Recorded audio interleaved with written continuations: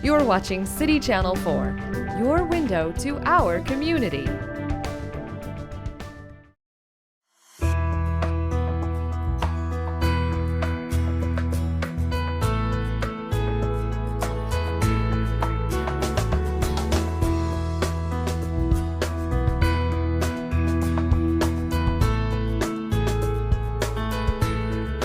Good evening and welcome to your Iowa City formal meeting.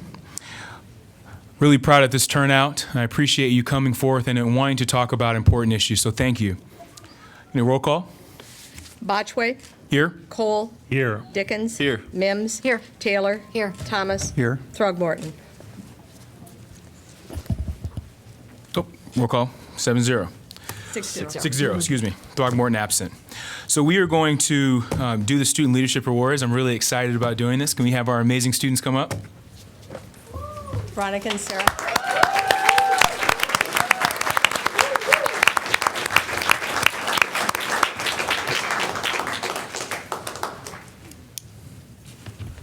So I have secretly wanted to do this since I've got on council, and so you'll see me in the background, like smiling, really excited to do this opportunity. And so again, these are our students from Lucas Elementary. Really excited to have you here, and I see your parents and principal here as well. And so I'm going to hand you the mic and let you have your statements, and I'm going to present you with your awards.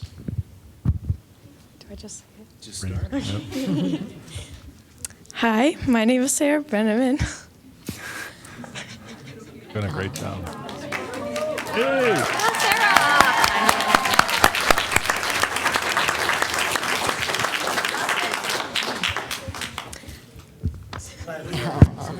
fine. That's okay. You're doing a good job.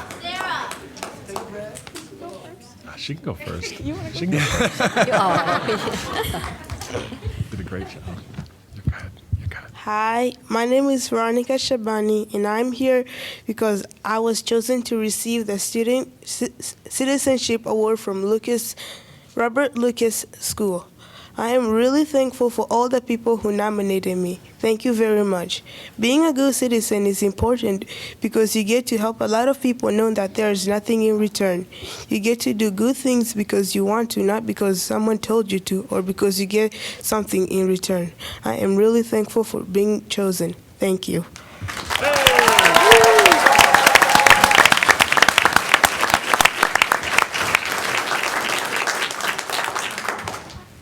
Hi, my name is Sarah Brenneman, and by definition, a good citizen is someone who respects others and their property. They are helpful and considerate and willing to put others first. I'm a good citizen at home because I help around the house, help with my grandparents, watching my niece, and doing my own laundry. Outside of the house, I babysit for several different families and participate in some school groups such as student council, band, Orph Club, and safety patrol. I take responsibilities for my actions and I show respect towards others and their property. I'm very happy to be selected for this award. Thank you.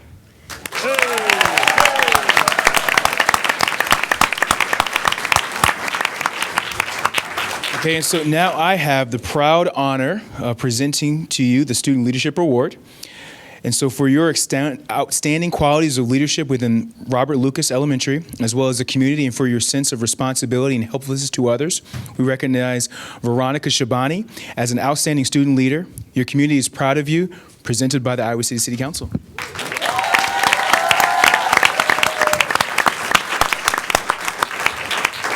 And then again, another Student Leadership Award for your outstanding qualities of leadership within Robert Lucas Elementary, as well as the community, and for your sense of responsibility and helplessness to others. We recognize Sarah Brenneman as an outstanding student leader. Your community is proud of you. Presented by the Iowa City Council.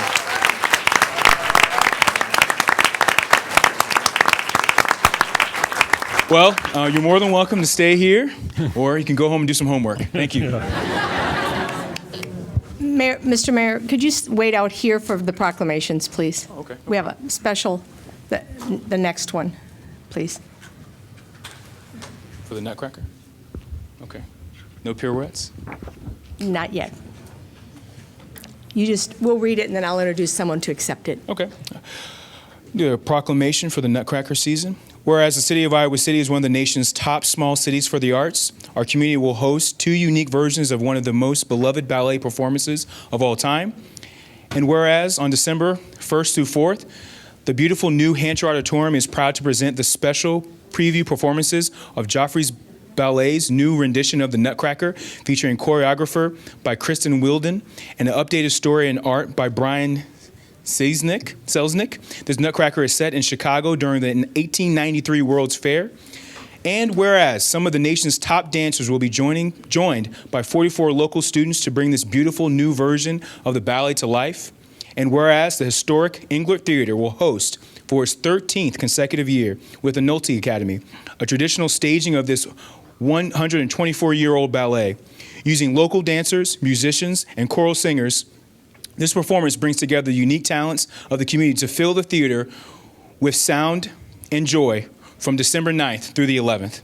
Now, therefore, I, Kingsley Botchway, Mayor Pro Tem, proclaim November 15th through December 15th to be Nutcracker season in Iowa City and encourage the community to celebrate the unique partnerships of the various local and national arts organizations and the hard work and dedication of the performers, directors, choreographers, stagehands, and staff of these two world-class performing arts centers. Here to accept the proclamation is the Sugar Plum Fairy, Maddie Brown.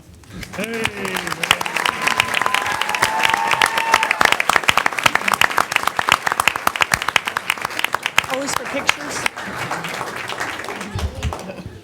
Mayor Pro Tem, my name's Chuck Swanson. I'm the Director of Hampshire, and I just want to say thank you to you and to all the council for this proclamation.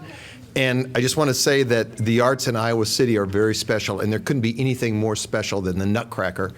And to begin the month of December with the Joffrey Ballet's Nutcracker, and the first weekend, and then the second weekend to have Nolte's Dance Academy Nutcracker, it doesn't get any better than that. I want you to know that Maddie is going to be performing in both Nutcrackers. So once again, thank you very, very much. Thank you. She's going to do it.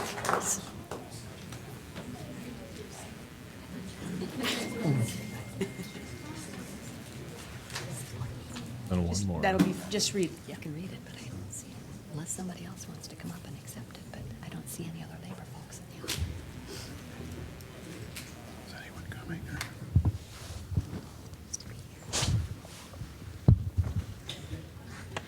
Just read the final.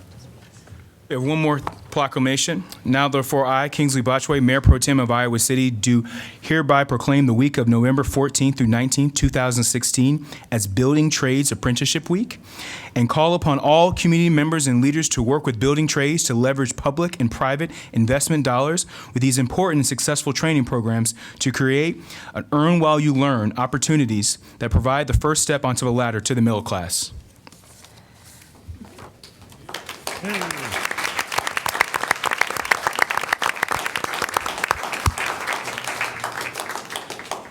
All right, our next item is the adoption of the consent calendar. Can I get a motion to approve as amended with additions minus 4D4? So moved. Second. Motion by Cole. Motion by Cole, seconded by Dickens. Discussion? Roll call? Botchway, Yes? Cole, Yes. Dickens. Yes. Mims. Yes. Taylor. Yes. Thomas. Yes. Motion carries 6-0, Throckmorton absent. I'm going to take this time to make a brief statement to the community at large and obviously the community members here, and then we're going to go right into community comment.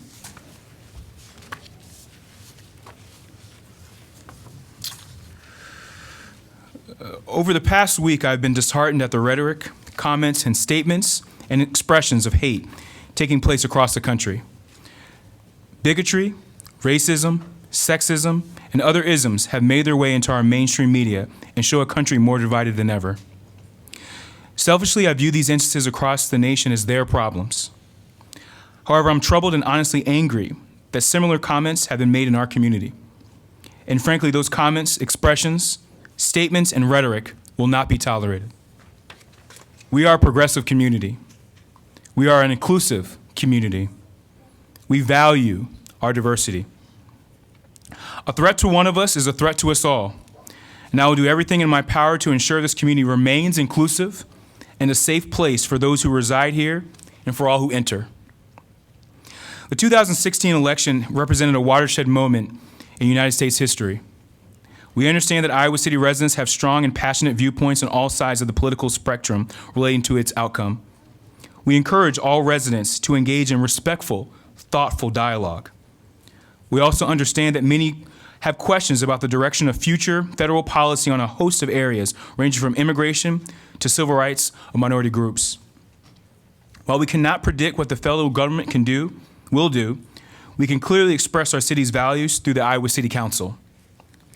We celebrate our community's diversity and welcome all residents who live here, regardless of their national origin, color, religion, sexual orientation, or gender identity.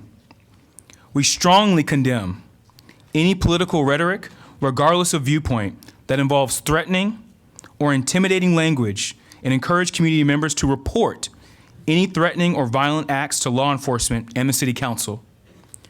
Our community encourages all community members to engage in civil dialogue and to resolve their political differences peacefully. In closing, we call upon all Iowa City residents to stand united with us to uphold the values as embodied in the Iowa State motto: our liberties we prize, our rights we maintain. Additionally, following our formal meeting, I will ask for councilor support on a formal resolution to be adopted by our council during the next meeting on December 6th. So at this time, I'd like to invite you to participate in community comment. Please keep your comments to 5 minutes or less. And this comment period is for items not on the agenda.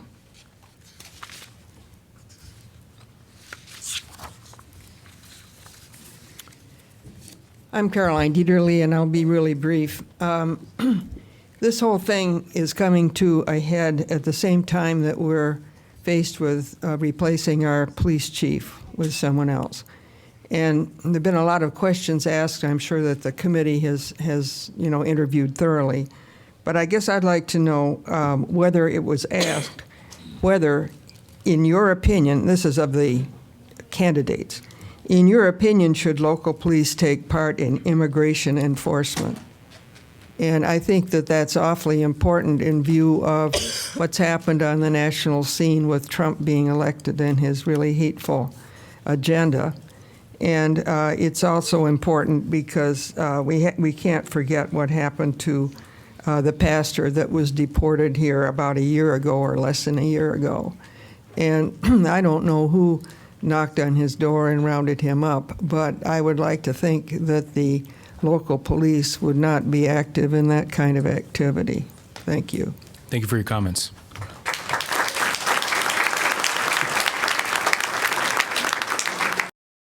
Everyone, my name is Lee Jane.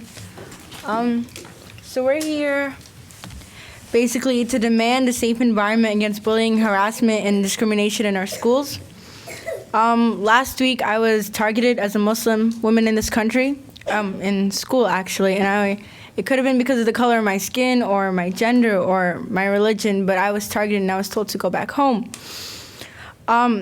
Personally, I don't feel like that we have taken clear actions to solve this issue. But basically, students of the Iowa City Community School District need and deserve a safe environment to learn, grow, and thrive. Recent events, including racist remarks and attacks on students of color and religious minorities, have failed to be addressed properly by our current faculty. We, the students of West High and City High, demand that the following principles are implemented and that actions take place to address these incidents of racism and xenophobia, inhibiting our right to a safe and supportive environment for learning. One of our immediate demands to help us feel safe and secure at school tomorrow would be clear support from faculty and administration must be shown in a statement made against bullying and harassment. Students do not currently feel safe at school. This disrupts our ability to learn and participate fully in our education. We must see and hear renewed commitment from our teachers and administrators that bullying and harassment will not be tolerated. We see this as vital to our ability to feel safe again in our schools and regain trust in the adults in our learning environment. That is our first immediate demand.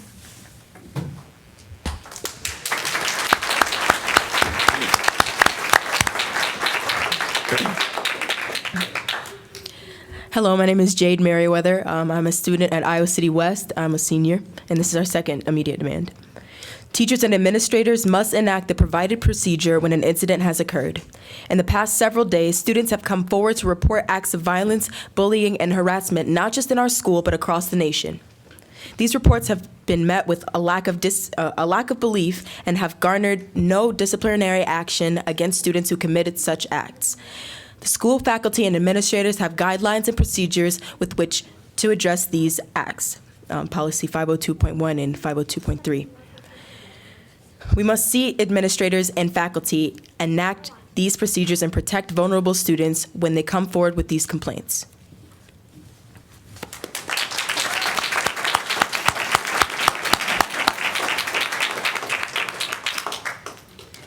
Hi, I'm Luma McCowie, and I'm a freshman at Iowa City West. Our third demand is education about the rights of students and the procedures to ensure rights.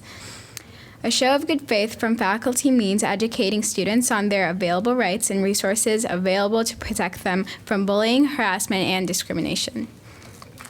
Teachers should spend an amount of time educating all students on the anti-bullying and anti-harassment policy and the grievance process so that all students know the steps to report a complaint. That's our third demand.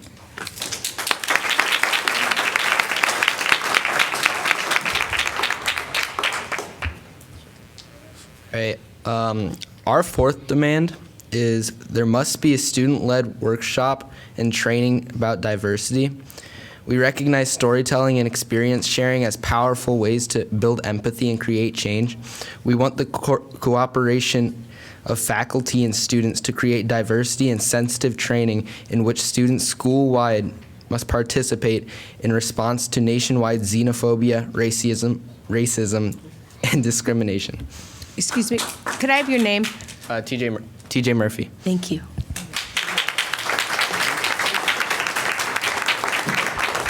Hello, my name is Miriam Gaeta, and I am a freshman at Iowa City High School. I will be reading our fifth immediate demand, which is available mental health counseling, and staff must be prioritized. The mental health and safety of our students must be supported and prioritized by this district. The student facing bullying, harassment, and/or discrimination must have available access to a trained and adequate staff to respond. Because right now, I have just started out at a new school. I'm already an outsider. I don't know where to go or who to ask for help if I do get bullied or harassed. All I know is that someone has made me feel small or little or outside, and I don't know where my support is coming from or if I even have support right now. That needs to be changed. We need to know where to go and who to ask for help as soon as the problem occurs, not a week or 2 weeks later when it might already be too late to do something. Thank you.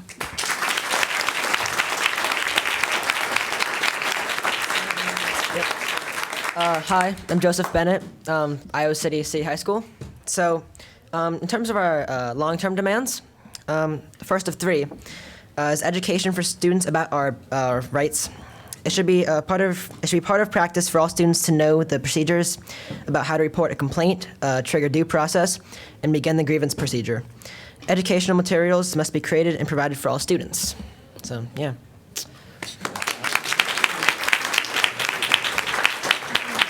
Hi, I'm Raneem Hamad, and I'm a senior at Iowa City West High School. And our second demand for long-term change is that diversity classes should be added as a required course for graduation for all students. Students should have to take a diversity training course in order to graduate.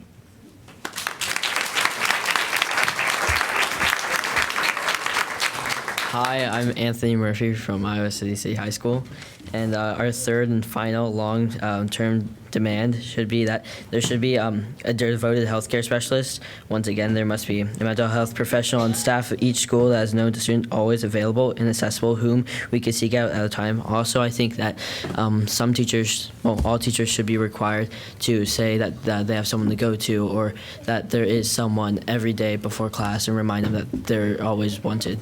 Thank you.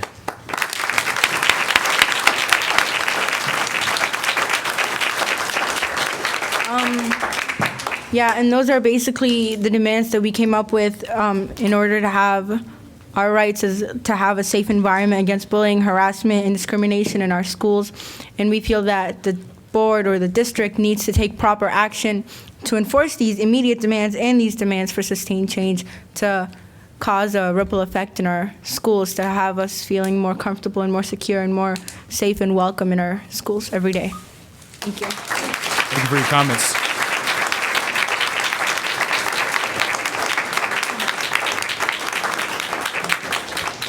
Can we get a copy of that for correspondence?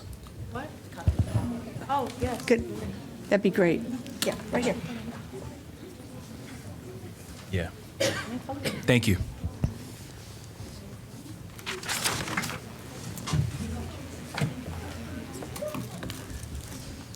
My name is Mazahir Saleh. I live in 2355 Jessup Circle. Okay, as you all know, last week, one of our community members has found a heat note on her door.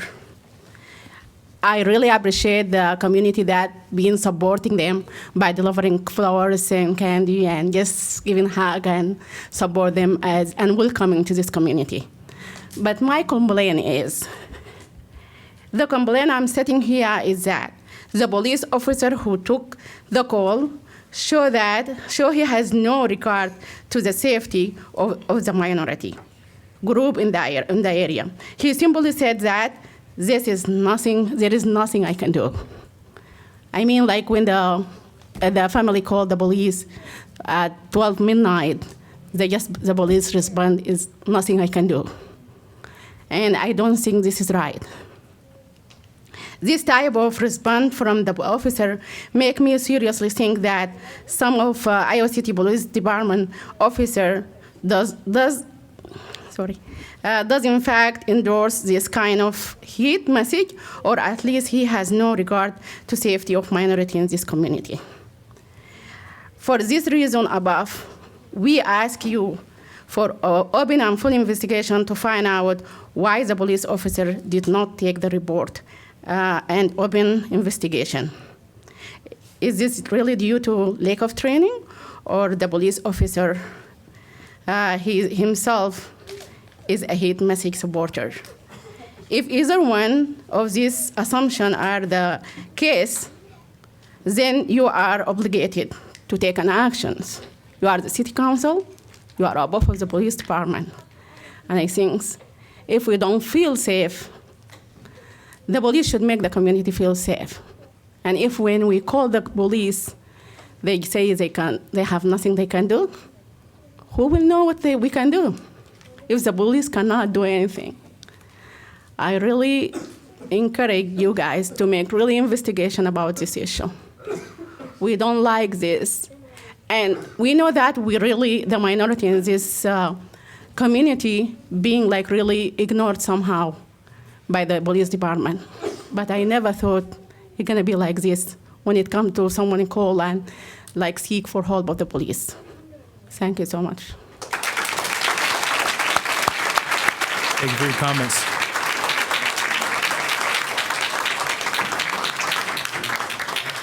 Hi, my name is Mona Abdullah. I'm a mom of Lijain Hamad. She got harassment at school.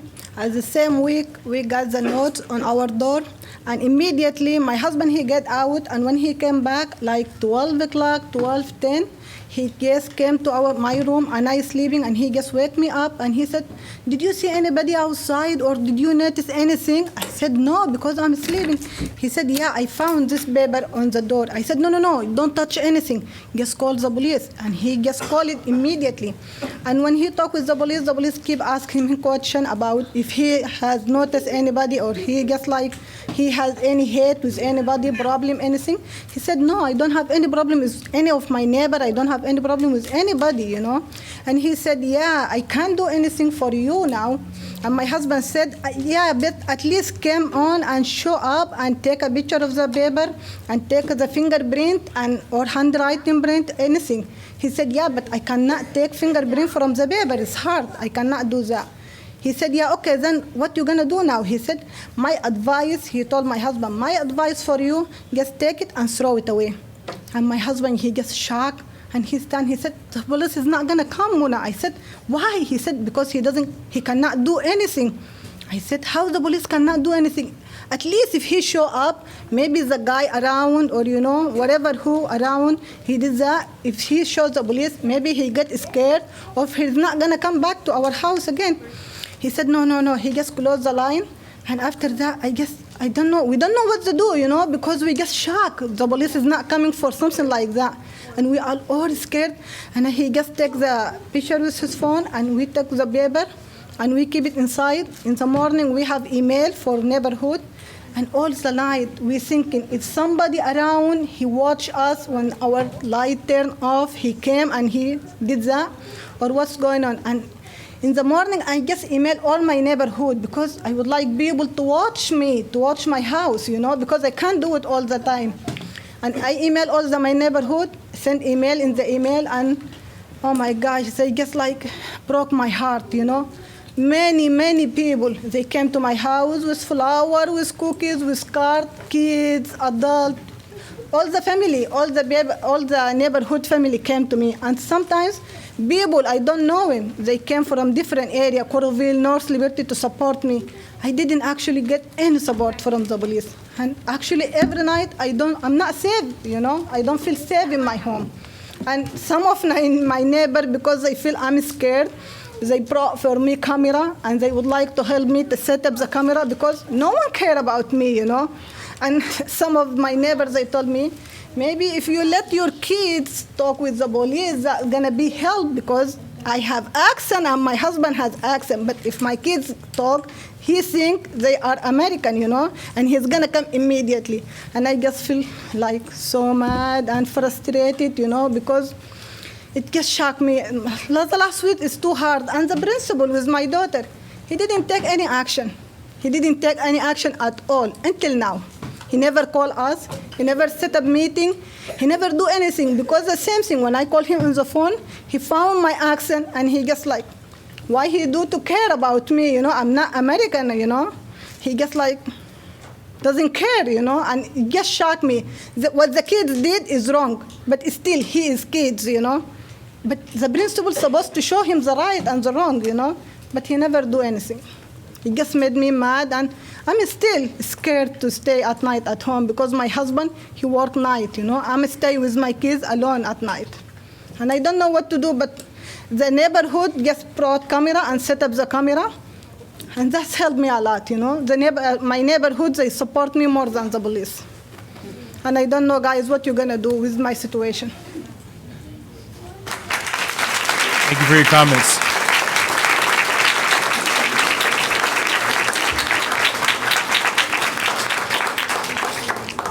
Good evening. My name is Adil Adams, Human Rights Commission. I live in Iowa City since 1997. Iowa City is a great place, and everybody, all the Sudanese, they love Iowa City. And I come here in 1997, and everybody said to me, why you don't want to move? I told him, no, Iowa is a good place. And even this accident is just a tiny accident, I consider it. But still, the Iowa City Police is helping us. As owner of a taxi company, anytime we call the police, he responds. Maybe the police, they call him, he was not in good mood or he didn't respond as he should. But still, as Sudanese community, we appreciate the police, what he doing to us and to our kids. And hopefully in the future, if there is any accident like this, hopefully the police just respond right away, especially on these days. And all our kids, they told me they get harassed in the school. I told them, just be patient. And in the future, everything will be all right. So I want to just tell this family, everything will be all right. And the police, he will help us in the future. Thank you. Thank you for your comments.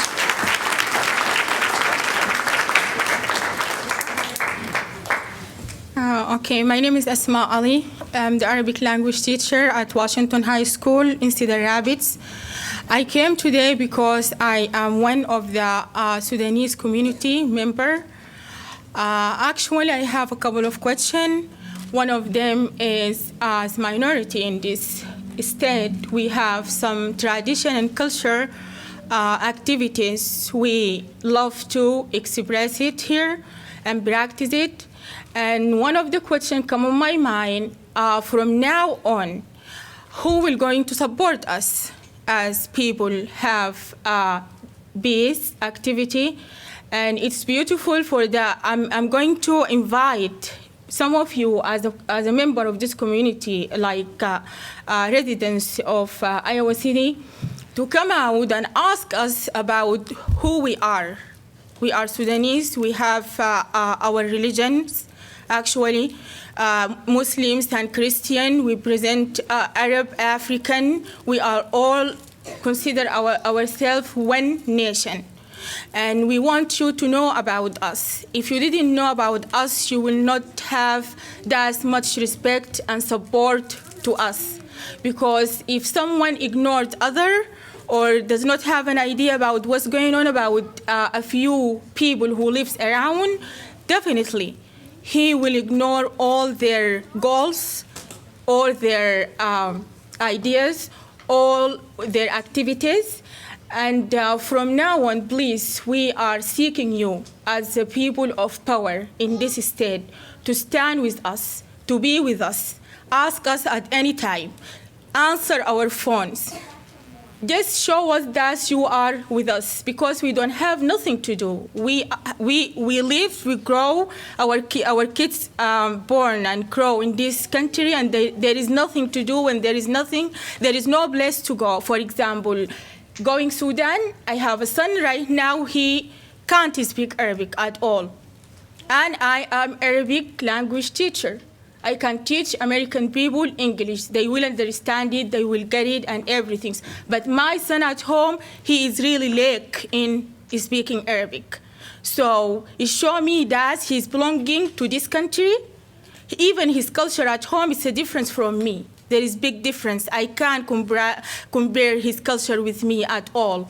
Why? Because he have American friends at the school, American neighbors, American people who can go out. Half of his life, I can say 90% of his life is American style. He's away. I don't know what to say more than this, but I thank you for the time you listening to us, and I thank you for the respect us to let us come here and present ourselves and tell you about our feeling. And we hope in the future to find you as a people of the power standing beside us. And thank you. Thank you for your comments.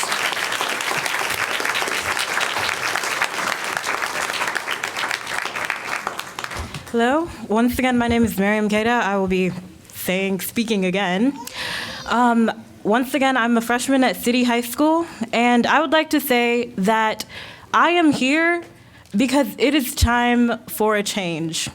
I'm here because ever since I was a little girl, I have been looked at funny in the hallways at school and whispered about in the classroom. I am here because I have been called a terrorist and many other much worse names.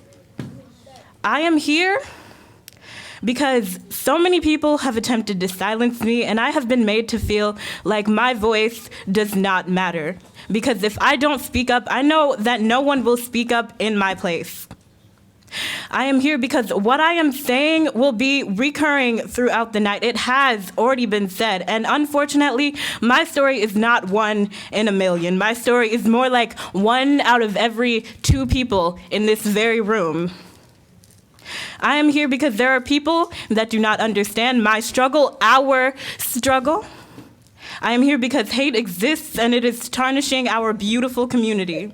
And the sad thing is that the people who are perpetrating that hate are not in this room tonight. They are safe in their homes, hiding behind the cloud of an illusion. That is something that I do not have the privilege of doing. I cannot pretend that structural discrimination is not built into each and every one of our lives. I cannot pretend that we are all gathered here in this tiny room for nothing, that we do not have a message. We all want our voices to be heard because we have important things to say, and my peers have stood up here and told you what we want, what we need. And I implore you, you all on this panel that have the voices, to speak up for me and others that are not being heard. What I'm saying right now may seem redundant, but it is a message that is worthy of repetition because it is worthy of your consideration. Thank you.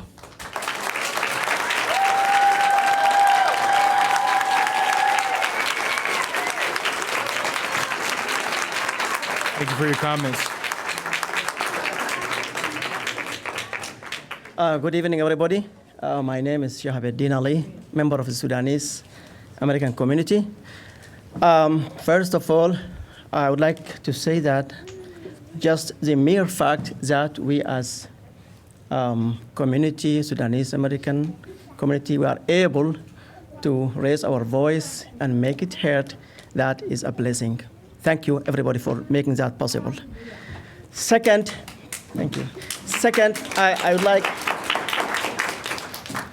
like to assure my community members and everybody else that this great country has witnessed in its long history that such twists and turns, and this is not new. Just like President Obama said yesterday in Greece, that history doesn't go straight. It has zigzags, it has twists and turns. But the shocking thing that we thought such twist has long part of the past.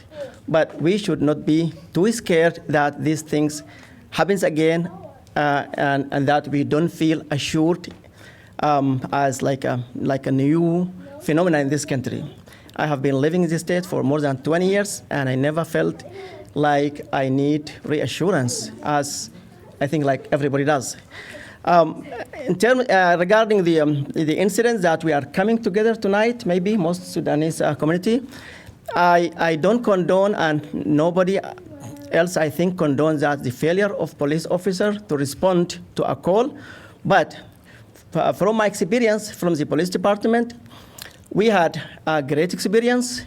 Police was always ready to protect us, to participate us, even participating in raising our awareness of our legal rights, legal things. We had police department coming and, participating in a workshop early in this year. And even nowadays, I contacted them through the Sudanese American community, for the mosque, that we need police presentation or workshop how to protect like big gatherings like the mosque or something like that, and they were ready. They said they will come, okay? And that is the reason I'm saying that we cannot judge with one incident. We don't know what's surrounding. I don't condone it. But still, we have full trust, full confidence in the police officers and the department, and most of all, for the community of the Iowans as a whole. I always say, since we have left our country, Sudan, our home country, some willingly, some fleeing, we are blessed to land in this greatest country, already greatest country in the face of the earth. And even in America, we feel blessed to be in Iowa City. Thank you, Iowans. Thank you for everybody. So, I just want to reassure my fellow citizens that they shouldn't be too scared, but we have to take such actions, such gatherings, not only during the crisis, not only situation like this, but all over, every time. I encourage them to be part of the life here, to be participating in all elections from up to the top, to be actively involved and get to know what is going on here. I was shocked and sometimes puzzled that many of us still we don't know the difference between popular vote and electoral college. So these things and the real life and the realities of the politics, we wouldn't be able to know unless we get involved. So I encourage everybody not to gather only during the crisis, but in everyday life. I encourage them to participate in such meetings, to participate in elections, and the only power we have is our vote. So I really encourage everybody to take these things serious and don't wait till the time of crisis. This is supposed to be our everyday life. Thank you so much. Thank you, City Council members. Thank you, Police Department. Thank you, Iowans as a whole. Thank you so much. Thank you for your comments.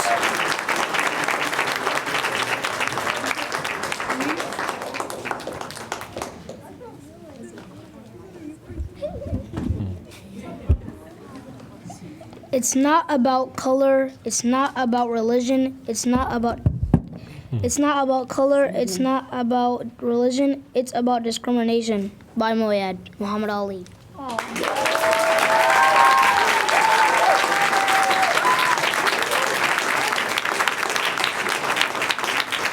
Thank you for your comments.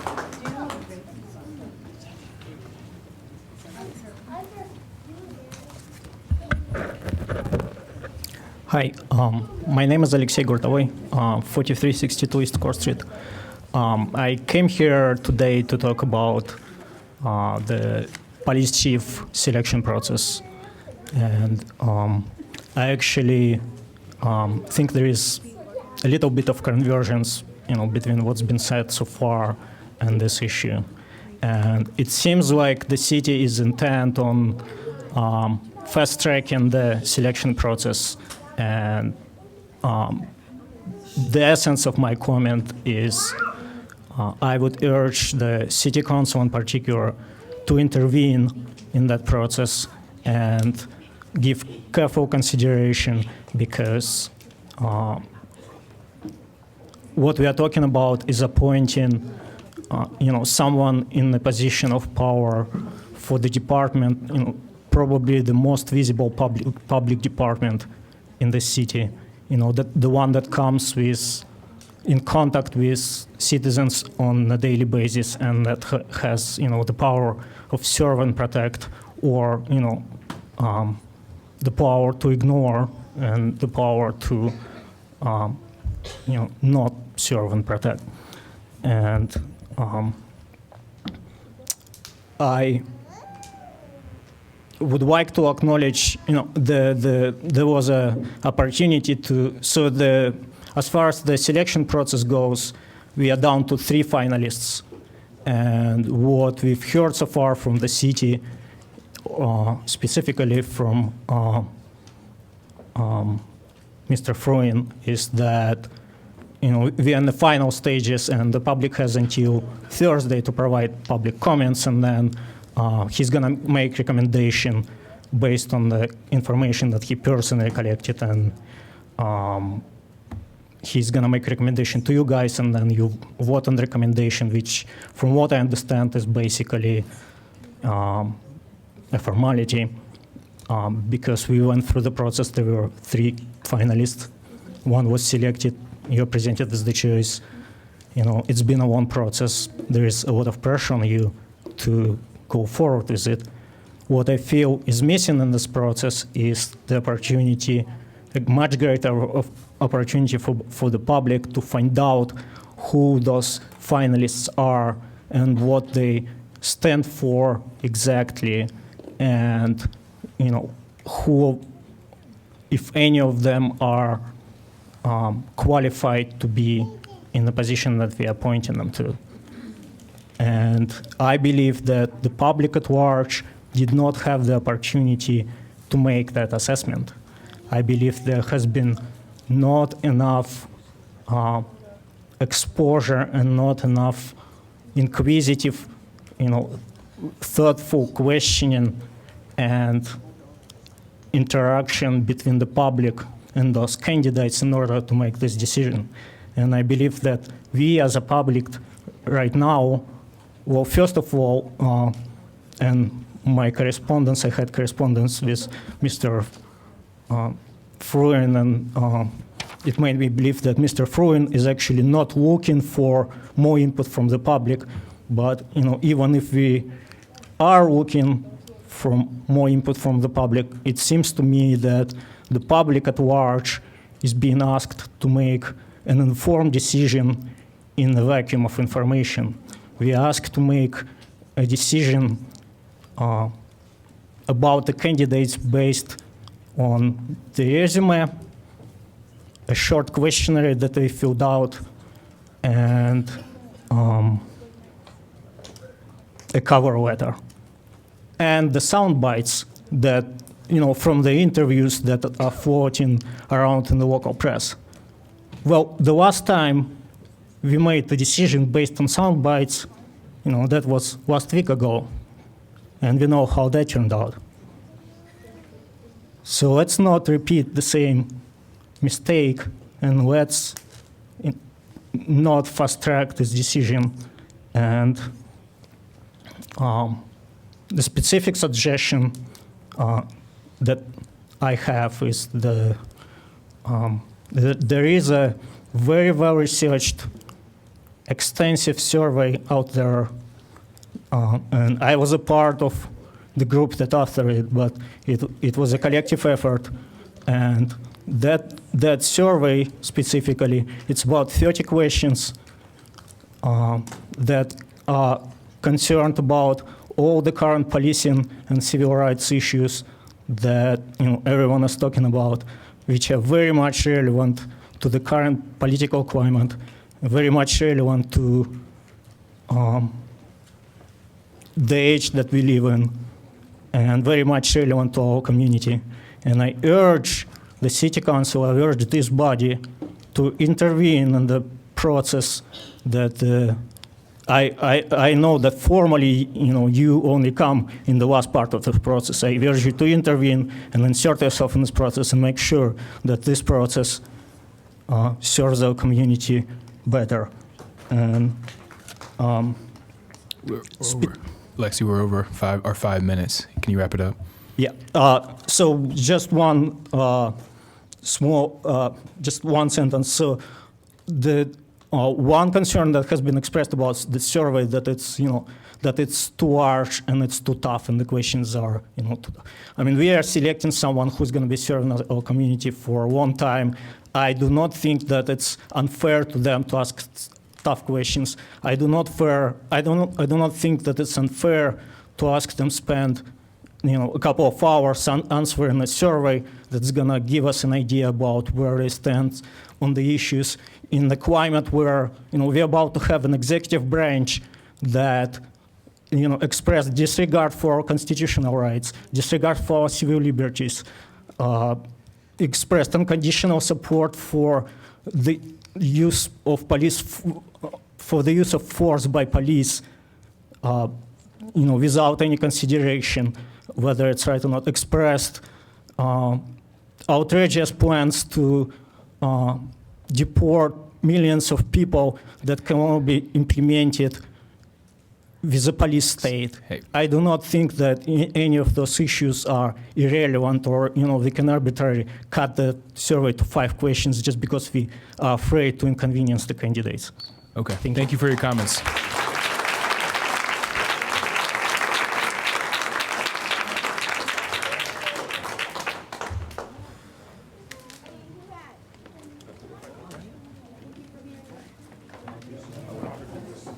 We're still in public comment. I do want to thank everyone for coming. I will say something about that again at the end of public comment as well, but thank you again for coming. I appreciate it.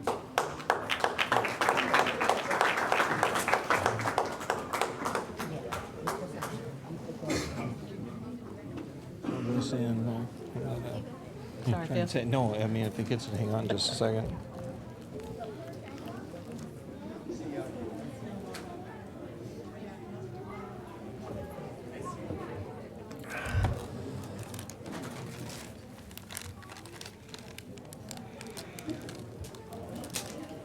I don't mind speaking with the crowd because I apologize. Maybe I waited too long to come up to the mic. My name is Phil Hemingway, 415 Elmridge Avenue. I come before you as a community member and also as a board member. And of course, my comments reflect myself personally and do not reflect the board. Thank you for the opportunity to convey to every student in the district that you are, every one of you, precious to us. Each of you have the commitment of myself and every board member, and I'm sure every councilman, for your well-being and safety. Bullying based on the assumption of any student's race, ethnicity, nationality, religious faith or lack thereof, gender identity, sexual orientation will not be tolerated, period. Every student has an equal right to be free from bullying, and that being the case, each student must view every classmate as themselves and accord to every other student the respect that they would want themselves.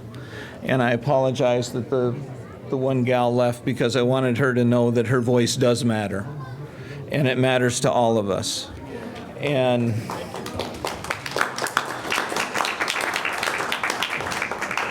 words are the singularly most powerful force available to humanity. We can choose to use this force constructively with words of encouragement, or destructively use the words of despair. Words have energy and power with the ability to help, to heal, to hinder, to hurt, to harm, to humiliate, and to humble. And we must be very constructive in what we say amongst ourselves and with our youth. I also want to bring to the attention that, and again, I apologize, I seem to have lost the crowd, but the board will be taking this up at our 22nd board meeting. It has been placed on the agenda. President Lynch had notified me this afternoon. I wanted to let the public know of that. We do take it seriously. And I know that it means that everyone in elected office has a duty and an obligation to provide the community that we think we have, that it should be what it actually is. And I know that with the school board, we're going to do everything in our power to make sure that our students feel safe and respected, no matter who they are. Thank you. Thank you for your comments.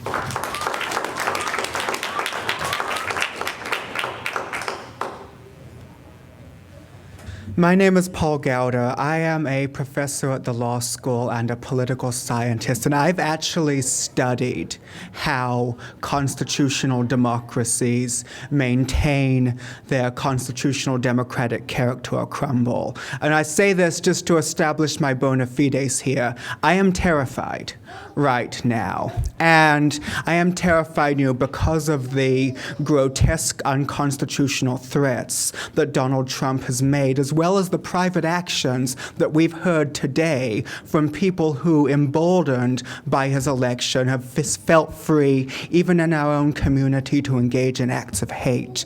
However, I want to speak to emphasize the importance of this. Authoritarian movements throughout history, and as I said, I've studied this, authoritarian movements throughout history survive by capturing the cognitions of the people. They survive and they thrive because people who wish to support them and people who wish to carry out acts of hate come to believe that the community will support them and that they will not be sanctioned.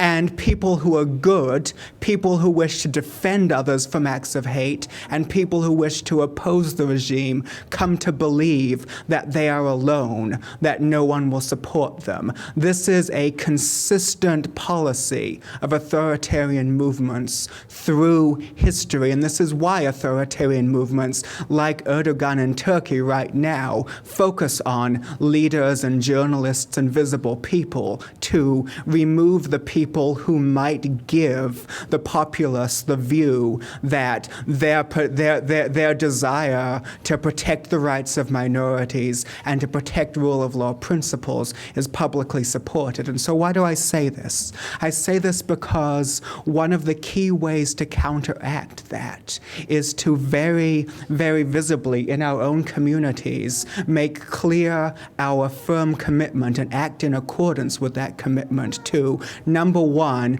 defend our citizens against acts of hate and acts of repression. It is, in my mind, critically important right now that all hate crimes, all acts of hate be investigated and be vigorously prosecuted, because only then will the people of the community know that they too can speak out, that they too need not live in fear, and only then will we actually have something like a strong, continuing public support that people are unafraid to show for our principles of equality under law.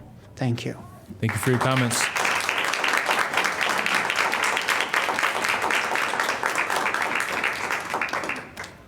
Hi, I'm Martha Hampel. I live on Court Street.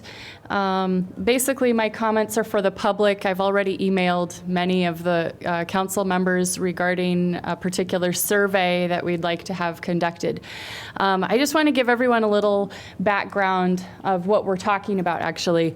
While we were all distracted with the election, the city has been in the process of selecting a chief of police, a new police chief. So they're in the final phase of that. Last week, they had a meet and greet where the public could come and meet the 3 finalists. And I believe this is the only meet and greet. I could be wrong. Maybe I missed one. But this was our only chance last week to come and meet the finalists and discuss issues that were important to us with them. And so it was a 2-hour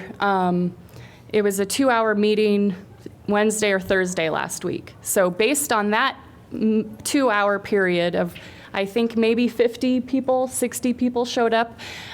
So based on that, the public is supposed to give feedback to the city council or to the city manager on who they think the best candidate would be. Who here attended the meet and greet last week? Okay, there's 4 people. Who here knew that there was a meet and greet last week with the finalists? Okay, so that's kind of part of my point. A lot of folks didn't even know that there was an opportunity to meet the police chief finalists. So we had gone and I wasn't actually there. My husband went and took video of the 3 finalists giving an opening statement, and then they had breakout sessions where community members could discuss particular issues with each finalist. And he took video to the best of his ability of those breakout sessions. We posted it online with our report, and we also put together a 35-question survey that we would like the 3 finalists to complete. Some have said, like Alexei mentioned, that the survey is too long or the questions are too hard. And I'd like to just reiterate what Alexei said and what Caroline Dieterle said. This is a really important appointment to be made here in Iowa City, especially like others have said, in today's political climate. So we don't take this lightly, and I'm sorry we were distracted with the election and that we just started working on this or came into this in the last phase, in the last days of this selection. But again, we didn't have an opportunity before last week to actually meet the finalists and discuss issues with them, and most of the community that is concerned with the selection of a police chief or interested in this topic was not able to make it to that 2-hour meeting. So because it's so important and the police chief will hopefully be our police chief for quite a long time, that's why we feel this is important. And like I said, based on the political climate, this is a really important appointment now for Iowa City to make. So we would really appreciate if the 3 finalists would have to take or be required to take the 35-question survey so that and the questions and answers be made public so the public can actually see where they stand and then actually give informed feedback to the city as to who their favorite finalist would be. Yeah, I guess that's my request from you. And really, according to the city charter, it all lies on our city manager. It's his decision. He's going to make the decision, and he's going to give his recommendation to the city council. So we don't want the meet and greet from last week to simply be a theater or a farce. Just this to make it look like the city has some kind of input. We want the community to actually have some input in this decision. Otherwise, don't tease us. Anyway, those are my comments. That's the background behind what's going on. Thank you so much. Thank you for your comments. Sean, before you come up to the stage, Council, I'm going to request, can we extend the community comment period for another 15 minutes? Yep. Is that okay? Supportive. Sean, go ahead. Thanks. I'm Sean Curtin, an Iowa City resident. I just wanted to talk to you guys about the selection of the police chief today. All the power that the government has comes from the consent of the governed, but it's really just been boiled down to a very insular, small process to decide who the police chief is going to be. It's too much power in the hands of the city manager.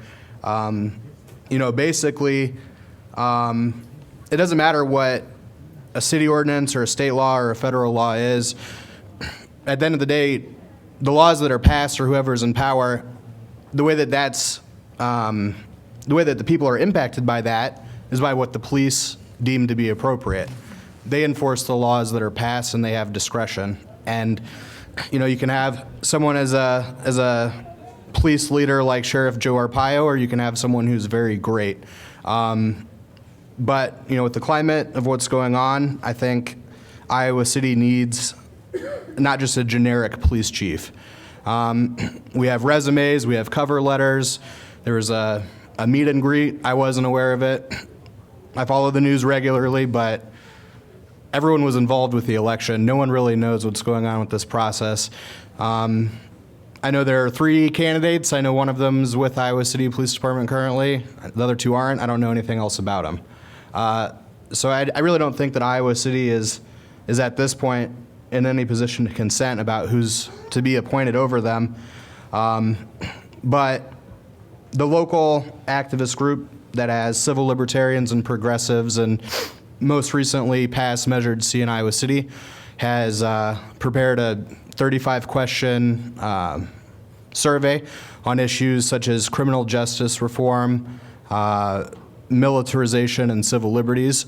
And I guess the question would be, if those questions aren't put to the candidates, whose interest is that in? Who would not want to see issues on criminal justice reform and civil liberties put before the person who's going to enforce all of the rules and all of the laws on the state of the residents of Iowa City? So I would ask that you guys do that. Thank you. Thank you for your comments.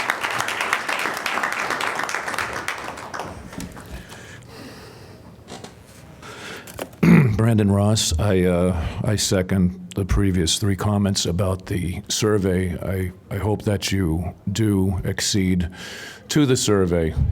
I think it's most important. I think that what happens in the policing of this town is important right now. I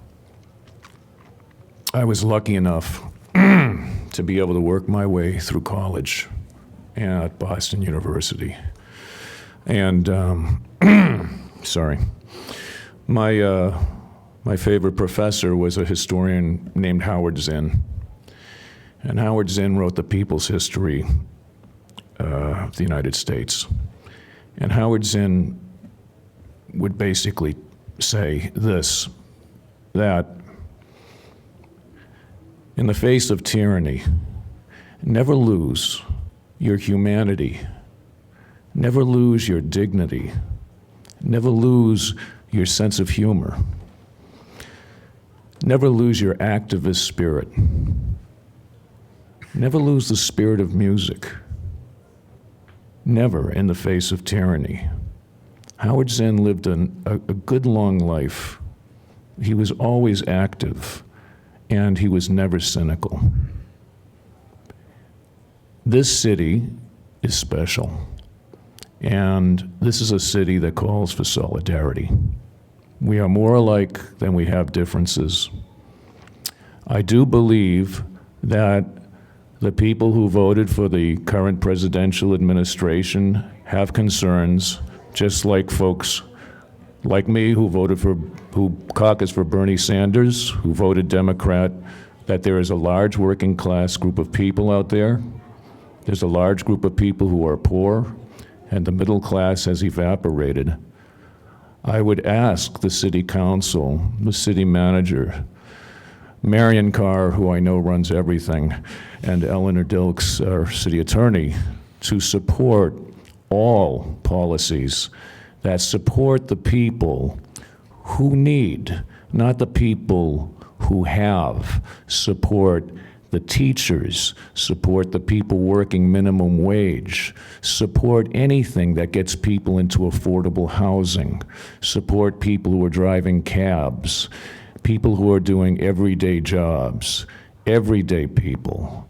And that also is a great way to bring together not just the people who say we should have solidarity who are talking tonight, but everybody. Because right now, everybody is in the working class and has needs. And in selecting the police chief, I think we should select someone who supports the community and not supporting a more militarized type of community.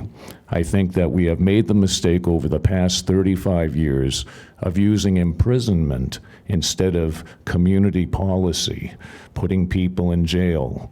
Support our poverty-stricken, not by spanking them, but by supporting them. We're all family. I call for solidarity. I appreciate the city council, the management, and I hope that you will act accordingly. And that, as far as we're concerned right now, it's game on. Thank you. Thank you for your comments.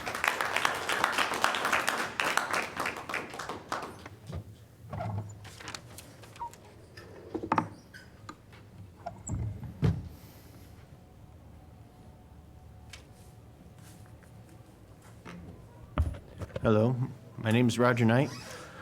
I would just like to talk about two things. One is the police department. It's even been brought on to the news, how you call for the police department to investigate, deal with something, and is that really what we want? A police department where you have to call the news station to get them to come? We need a police chief who I hope you guys are looking into that is going to actually fix the department. It's been in shambles for a while. It doesn't know how to police a town of this size. Someone once earlier today mentioned that we have a small police department, or as a small town police department. And I was laughing about that, and then I got to thinking, no, we kind of do. We have a police department that's more designed to handle a city of Tipton, which is 3,000 people.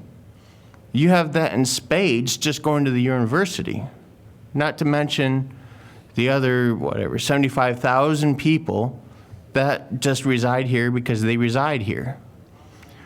You need to be able to fix this town by stopping everything. You get a police department that we have now who stops nothing.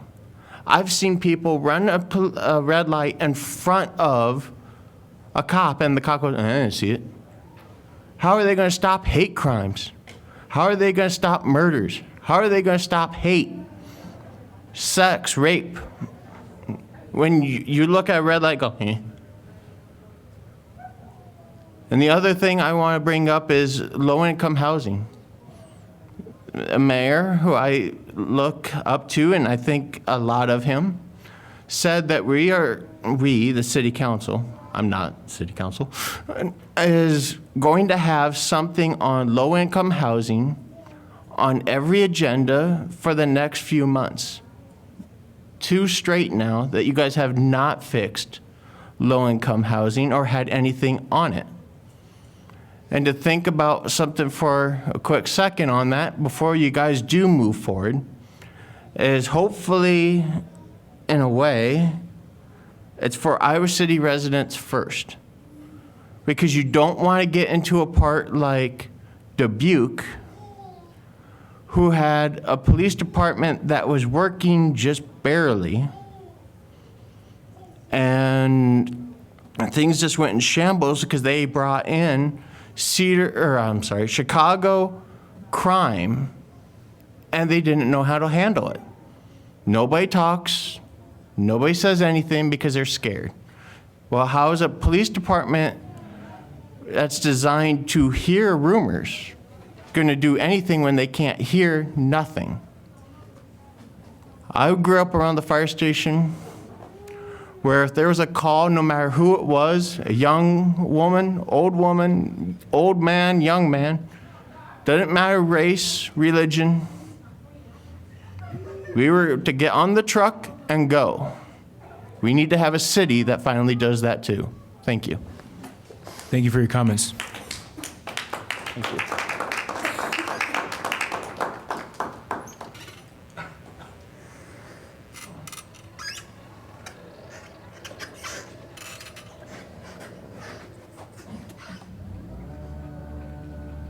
Oh, that's fancy.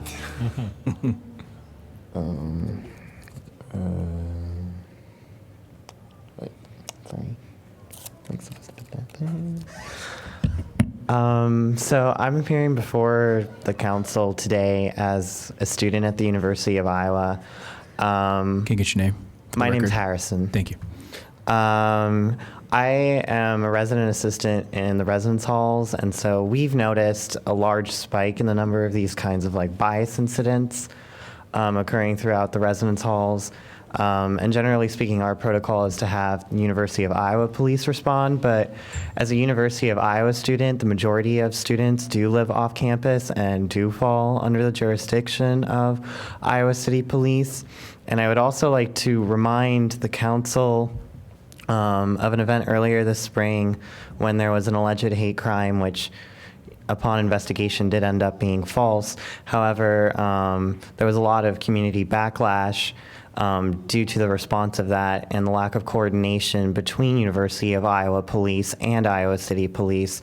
So I'm asking that in the selection of the police chief, that you listen to everyone else's concerns about whether or not the police chief will be able to build up the department to the point where hate crimes and bias in our community can be addressed, but also so that they can work in conjunction with University of Iowa Police to help protect University of Iowa students who don't feel safe coming back to the residence halls, their apartments, going to the cultural houses on campus and in the downtown area where a lot of students reside.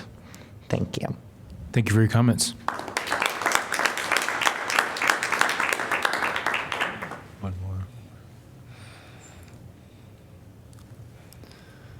Hello, my name is Hunter Gillespie. I'm a student at the University of Iowa, and I'm going to talk a little bit. I've emailed a lot of the council members already, and I've received responses from some of them, but just to kind of bring it up so more people are kind of aware of what's going on.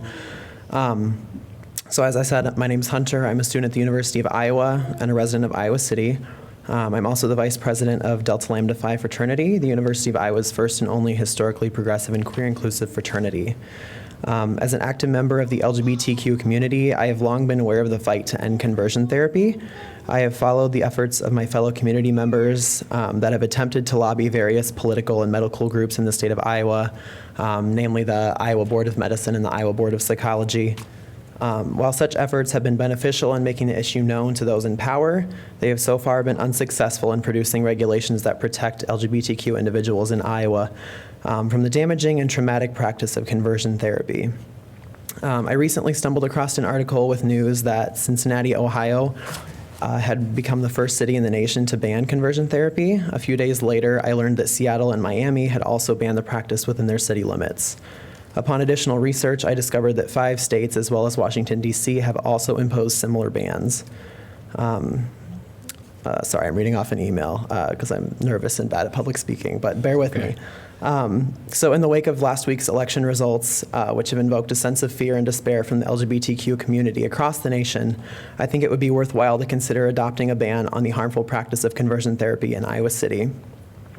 I believe that the power to make change as individuals and as communities is more important now than it has been in recent times. I also believe that banning the practice of conversion therapy in Iowa City would bestow a great sense of safety and security upon the LGBTQ community of Iowa City, and that it would contribute to a resounding statement that America's cities will not accept the discriminatory anti-LGBTQ platform that we are now faced with as a result of the recent elections. Iowa City and the University of Iowa have been at the forefront of pioneering LGBTQ rights and human rights as a whole since its inception, and I see this as a way to continue that progressive legacy. So basically that was my email to all the council members. I received word back that a lot of the council members have concerns about whether or not this is within our powers as a city because of the way that government works in Iowa and how it limits the powers of cities. But if we do find it to be within the power of the city, and I know that a lot of people that are in my community, the LGBTQ community of Iowa City, would strongly suggest imposing this ban on the harmful practice of conversion therapy in Iowa City. Thank you. Thank you for your comments. And thank everyone again for your comments. I hope you will and we will continue to have this conversation and continue to hold us accountable as well. We're going to move on to item 6, planning and zoning matters. Item 6A, Pleasant Valley and Nagel Lumber. Ordinance conditionally rezoning property from intensive, actually, one second. Can we get a motion to receive correspondence? So moved. Second. Motion by Dickens, seconded by Cole. Discussion? All in favor say aye. Aye. All opposed, same sign. Motion carries 6-0. Throckmorton absent. Moving on again to item 6A, Pleasant Valley and Nagel Lumber.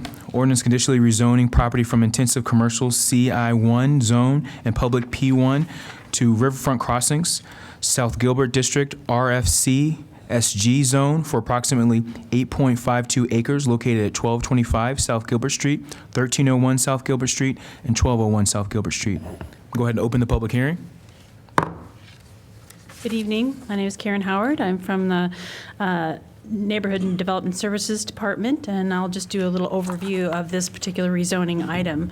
The properties being rezoned are located on South Gilbert Street at the corner of Highway 6. The highlighted properties are on the map.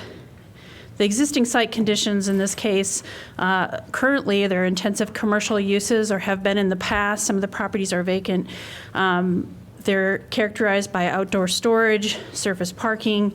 The area in question is not very pedestrian friendly at the moment. And there's a large quarter-mile long super block that extends all the way from Kirkwood Avenue to Highway 6. And this is pretty important in the Riverfront Crossings District because it does back up to Ralston Creek and the new Riverfront Crossings Park. The current zoning is intensive commercial, and there's a small, a third of the property is located here that's zoned public, and then there's the property that's formerly the Nagel property was rezoned last year to Riverfront Crossings, but there needs to be some changes to the conditional zoning agreement for that property. The proposed zoning is Riverfront Crossings, South Gilbert, because it is in the Riverfront Crossings District. As you can see from the regulating plan on the map here, that it does have some conditions that would be imposed as far as the zoning goes for Riverfront Crossings. The required streets would be Gilbert Street. There would be new blocks that would need to be formed to break up that super block. And Ralston Creek would also become a street frontage as well. So it becomes much more of a walkable neighborhood suitable for residential development. So this is really a transformation of this area, unlike some of the areas that are just south of downtown that have already been redeveloped into a more urban neighborhood.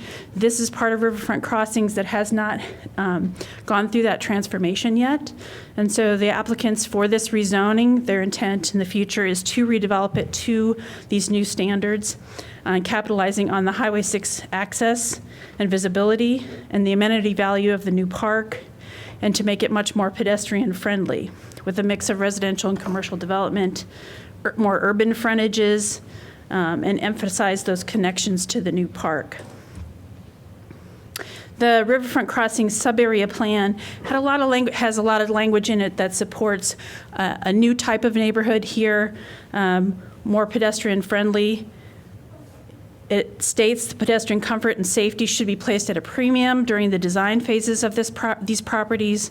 The circulation pattern should continue the gridded network of streets already in place while connecting to the larger trail network along the Iowa River and the new Riverfront Park through new east-west street connections with pedestrian bridges across Ralston Creek. So in the Riverfront Crossings plan, there's quite a bit of information about how these properties should redevelop in the future to transform them from more of a quasi-industrial area to a new pedestrian neighborhood. Gilbert Street currently is not very pedestrian friendly. The right-of-way is only 60 feet wide. There are some improvements needed here to widen that right-of-way in order to provide the pedestrian facilities along the street that would support the increase in residential density of this rezoning. There's also quite a lack of green space in the neighborhood, but with the new Riverfront Park, of course, that will be remedied. But there will be new connections to that park that it will be needed for the new residents in the future. The other aspect of the Riverfront Crossings plan, of course, is stormwater best management practices and the need for handling the stormwater responsibly. Part of the whole point of the Riverfront Crossings District is to mitigate our stormwater management. This is a character rendering of a new pedestrian street that would be built in the future in this neighborhood. And this is a concept plan from the applicants showing how this conceptually could be redeveloped in the future with those principles in mind. The new pedestrian streets that would connect from Gilbert Street over to the new park, an improved Gilbert Street frontage, and some enhanced landscaping in the area. The buildings then would become more urban in nature, 4 to 6 levels of residential and mixed use, some mixed use along Gilbert Street. This, of course, is the property that's being repurposed as a brewery site right now. And so one of the issues with the rezoning is to adjust the conditional zoning agreement for the Nagel property to make the pedestrian connection in a new location. So the recommendation of the Planning and Zoning Commission is recommending approval of REZ 16-00002, subject to the following conditions. The dedication of the necessary right-of-way along Gilbert Street to improve conditions for all modes of transportation. This would be a dedication of 40 feet in depth along the frontage of 1201 South Gilbert and 1225 South Gilbert Street. Dedication of 50 feet in depth along the frontage of 1301, which is the southernmost property here. There may be a need for some turn lanes as we improve this intersection of South Gilbert Street and Highway 6. And to create a required Ralston Creek frontage here that would also comply with the sensitive areas ordinance, which would basically create a new street that buildings could front along the new park. Karen, I'm sorry, before you go any further, that 40 and 50 feet, where's that being measured from? From the current right-of-way line, the current property line along Gilbert Street. So is that ballpark the curb going another 40 feet into these properties? Well, the right-of-way line is inside the curb. So right now, the right-of-way width is about 60 feet. In order to get the right-of-way improvements necessary for the street. We need 100 feet? We need at least 100 feet, yes. And I'll show you the cross-section again. This is a cross-section that's in the Riverfront Crossings District Plan. This shows, after a traffic study by the consultants during that planning effort, this shows a 5-lane cross-section with a center turn lane. And it includes, right now, there's not a sidewalk along this Gilbert Street in quite a few locations. This would widen it to include both the necessary pedestrian areas as well as a center turn lane through this entire frontage. Now, there has been some question about whether this could change into something that was a 3-lane cross-section, a road diet in this area.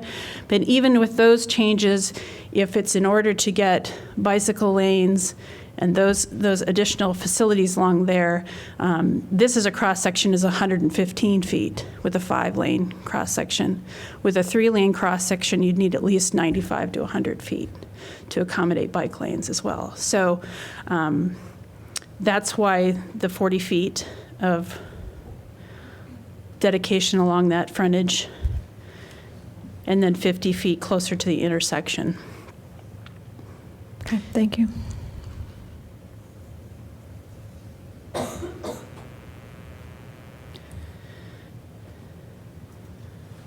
Would we have to purchase that right away, or is that something This would be a condition of the rezoning. It's part of the conditional zoning agreement. This rezoning results in a considerable increase in residential density. In fact, the CI1 zone does not allow residential at all currently. Was this brought to you by the owners of the property, or was this? So this is part of the Riverfront Crossings plan in order to basically make it a pedestrian-oriented new neighborhood for residential development. This is what was felt was needed to make these streets walkable in the future. It's a strategy that's being employed throughout the district, and so some of our other projects, for example, on Riverside Drive, as the come and go rezoning or the Hannock apartment buildings have come forward, we've looked at the plan and really studied what we need to make the pedestrian improvements in order to do that, and that's the hook with the upzoning. If you want the upzoning of the property, you have to provide the city what we need to carry out to execute the plan. Okay. To give you some idea, a typical arterial street right-of-way for new arterial streets is at least 100 feet. So we have a pretty inadequate right-of-way width here for the type of development we're anticipating. And just to clarify, are we tying our hands at all in terms of being able to do a future road diet for Gilbert?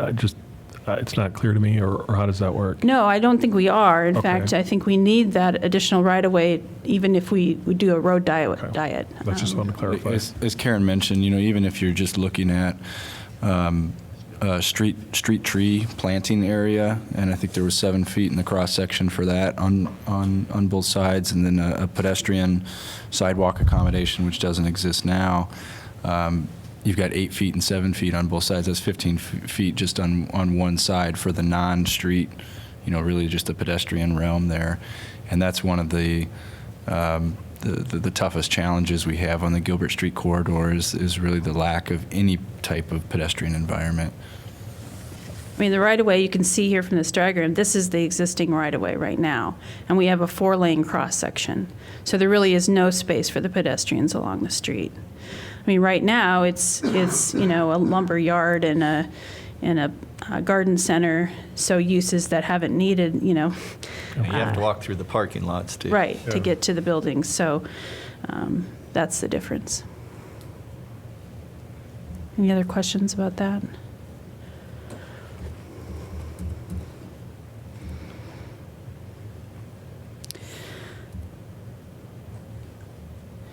The other aspect of the dedication of these streets is the size of the blocks really is what makes it walkable. And I think when you had the guest speaker come a few weeks ago, Jeff Speck, he talked about creating those walkable neighborhoods. And most of our older parts of the city have 320-foot blocks. This is a quarter mile long currently from Kirkwood all the way down to Highway 6. And so to the developer's benefit as well, to be able to have these block frontages, because every building built in riverfront crossings has to have a street frontage. So by creating these new streets, while they will have to reserve those spaces as street right-of-way, it also allows more building to be built on these particular properties than currently is possible. If the property were not to be divided into these block patterns, the only areas that could be developed would be along Gilbert Street. So it does, add to the development potential.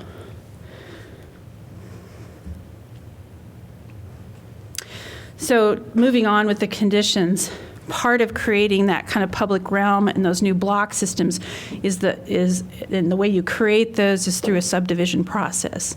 So the applicant has agreed to go through a subdivision process subsequent to this rezoning process that would establish those new rights of way. And through those establishment of those rights of way, it will determine how the zoning then is applied to these properties that will allow them to redevelop.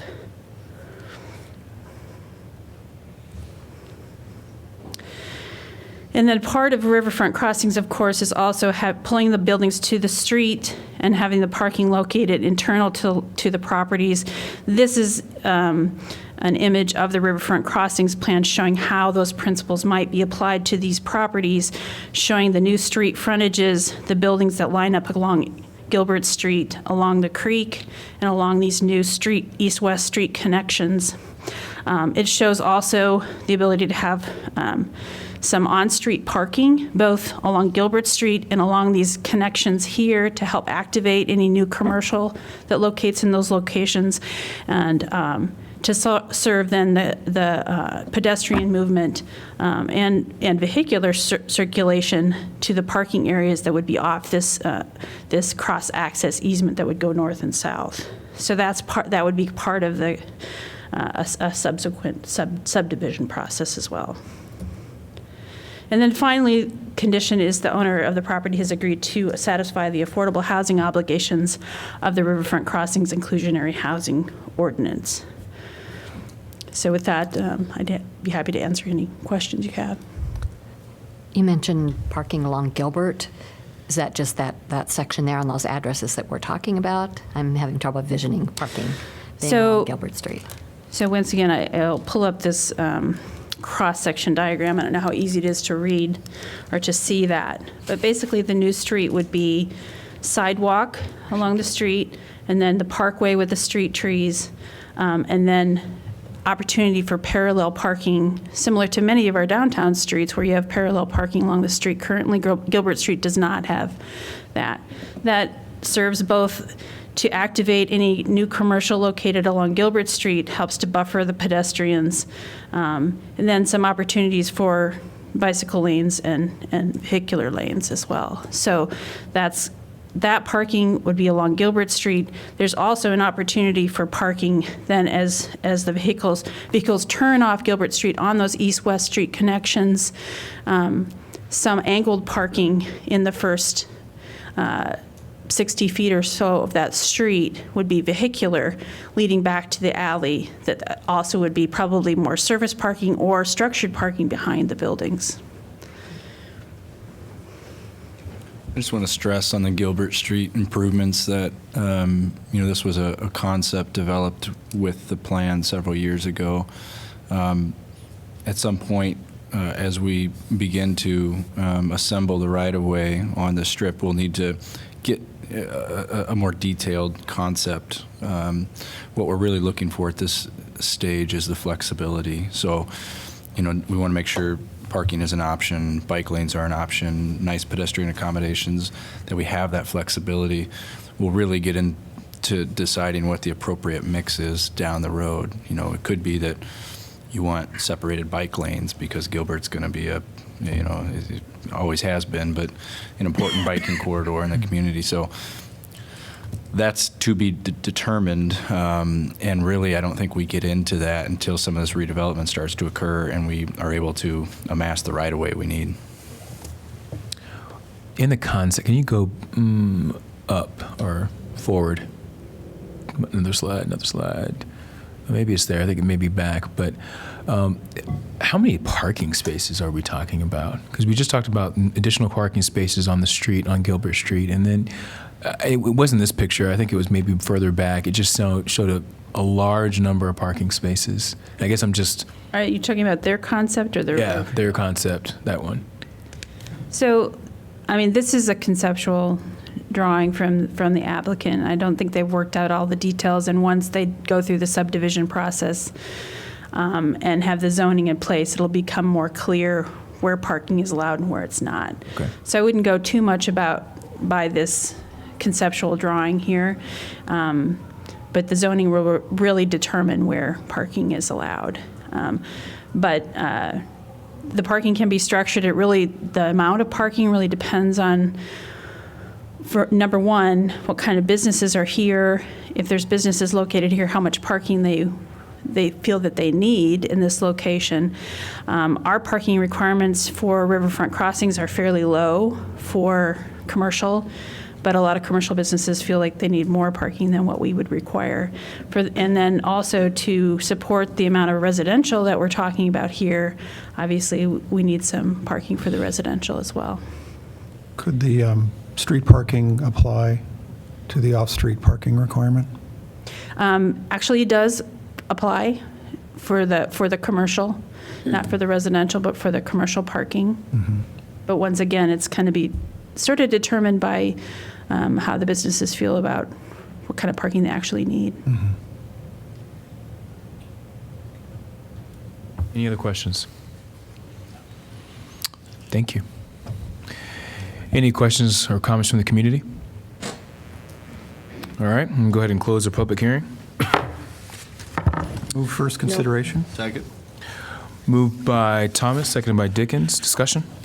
Would you ask for ex parte conversations, please? Any ex parte communications or conversations?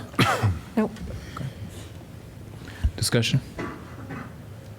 Glad to see this section picking up and going. Yep. Once again, great job on riverfront crossings.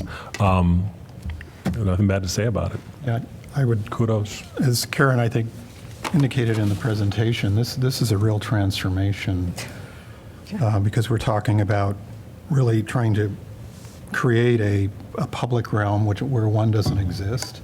There's no grid framework, as you know we've been discussing over the last several weeks. So it's really truly transforming this part of Iowa City, which is pretty exciting. I mean, I would say we're really we're approving the zoning, the street design, as Jeff said. I think we'll need some work. We'll need to revisit that. I as Jeff noted, the Sharrow. I think we're all becoming aware of the fact that Sharrows don't work, especially in a corridor like Gilbert. So the Sharrow, lane widths, all the things that we've been talking about, I think will need to be revisited. But the change in the land use and the overall urban design concept is really a big move forward. Well, and the idea that when we get the park down there improved and you get businesses and residential, across Ralston Creek, right adjacent to the park, and with these pedestrian bridges, and also having bike and pedestrian access on Gilbert is, transformative it's going to be a major change, so. I think it's a big package deal that's got kind of all of our wishes in it, with the green space and pedestrian space and bicycles and residential, and just really an underutilized area in the past that's going to be transformed. That's amazing. I guess I was just going to say one quick thing. There's so much innovation with the Riverfront Crossing District, and I know it's harder to bring that innovation to new neighborhoods, but I guess my hope for the future is that we can start pulling some of this innovation and trying to bring it in other neighborhoods. It's more complex, but I just continue to be amazed by how good this plan is. Definitely kudos to staff. Any other further discussion? All right, roll call. Cole? Yes. Dickens? Yes. Mims? Yes. Taylor? Yes. Thomas? Yes. Botchway. Yes, motion carries 6-0, Throgmorton absent.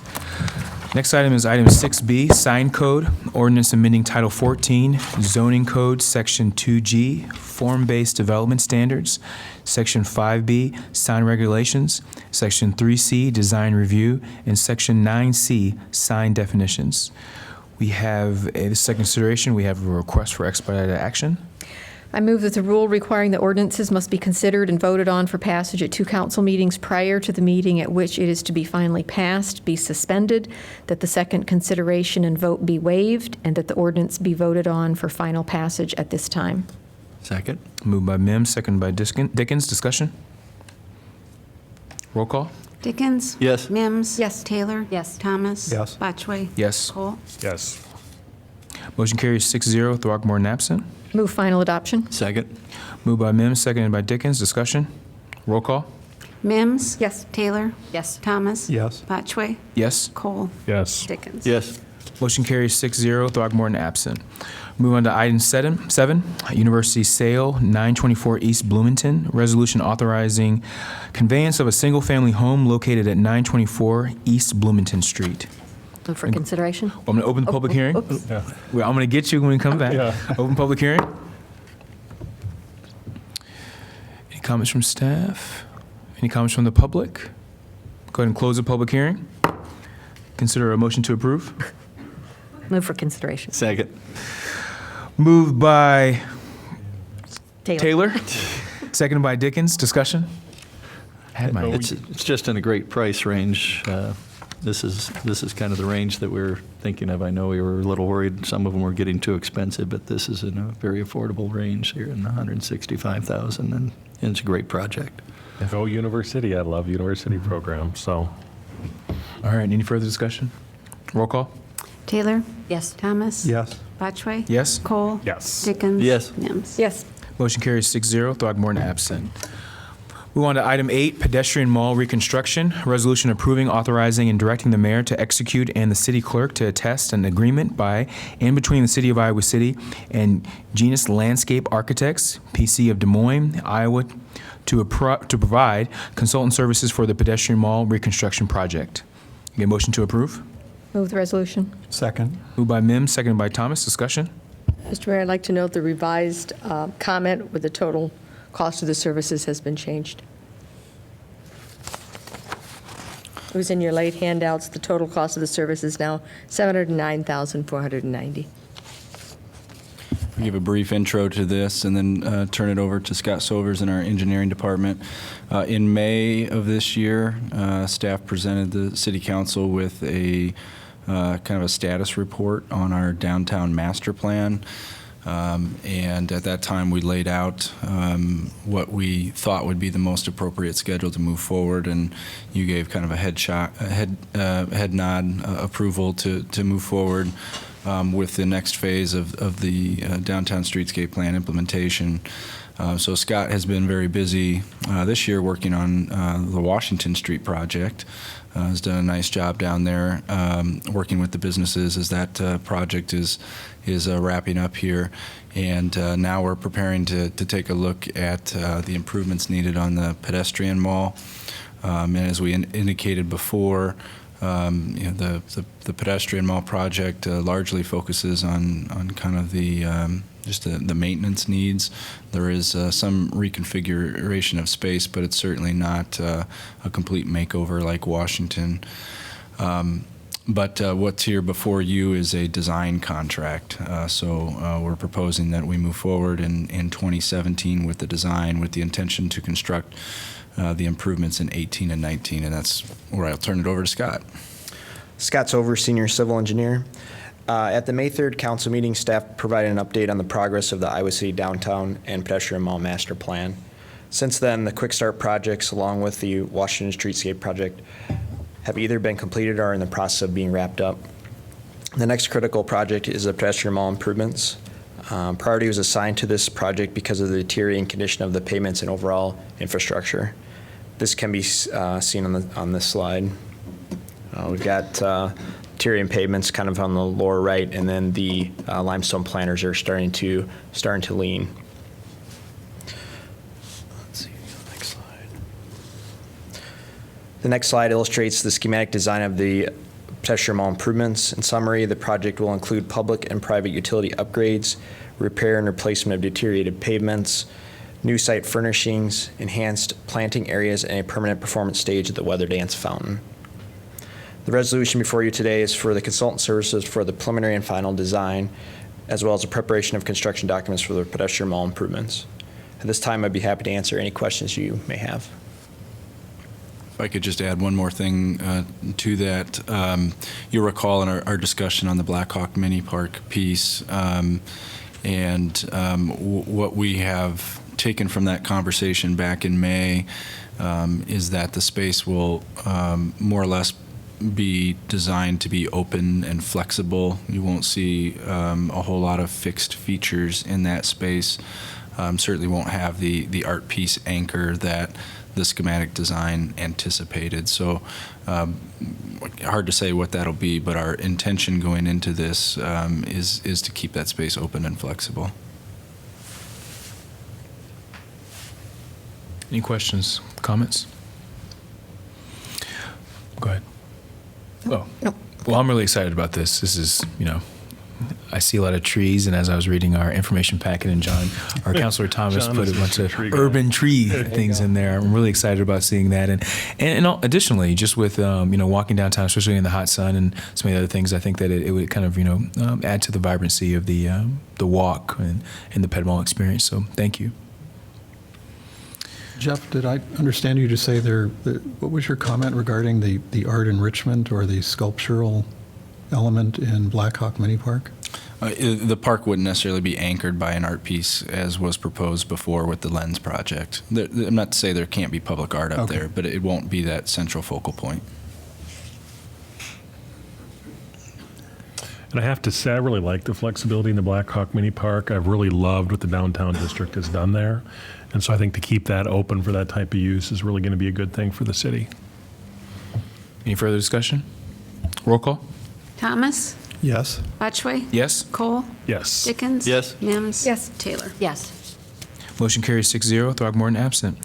Item 9, hiring 2 full-time police officers. Resolution amending budgeted positions in the police department by temporarily adding the 2 full-time police officer positions. Move the resolution. Second. Moved by Mims, seconded by Dickens. Discussion? We have a short memo in the packet that I provided to you that kind of gives you some background and some rationale for this recommendation. This isn't something that probably those of you that have been on council for a number of terms have ever seen before, and I wouldn't expect that you would see this very often. It's rare that we would come to you and ask for a overhire, not only in the police department, but really any department. But in this particular case, we have an opportunity to make some significant progress towards a goal that has been in front of us for some time, and a goal that's difficult really to achieve, and that's diversifying our workforce. And that has been a focus of the council and the staff for several years, not just in the police department, but in the city, throughout the entire city. And so what you see in the memo that was presented to you is the current demographic makeup of our police officer force. We have 64 sworn officers at that officer rank. That excludes the supervisory positions.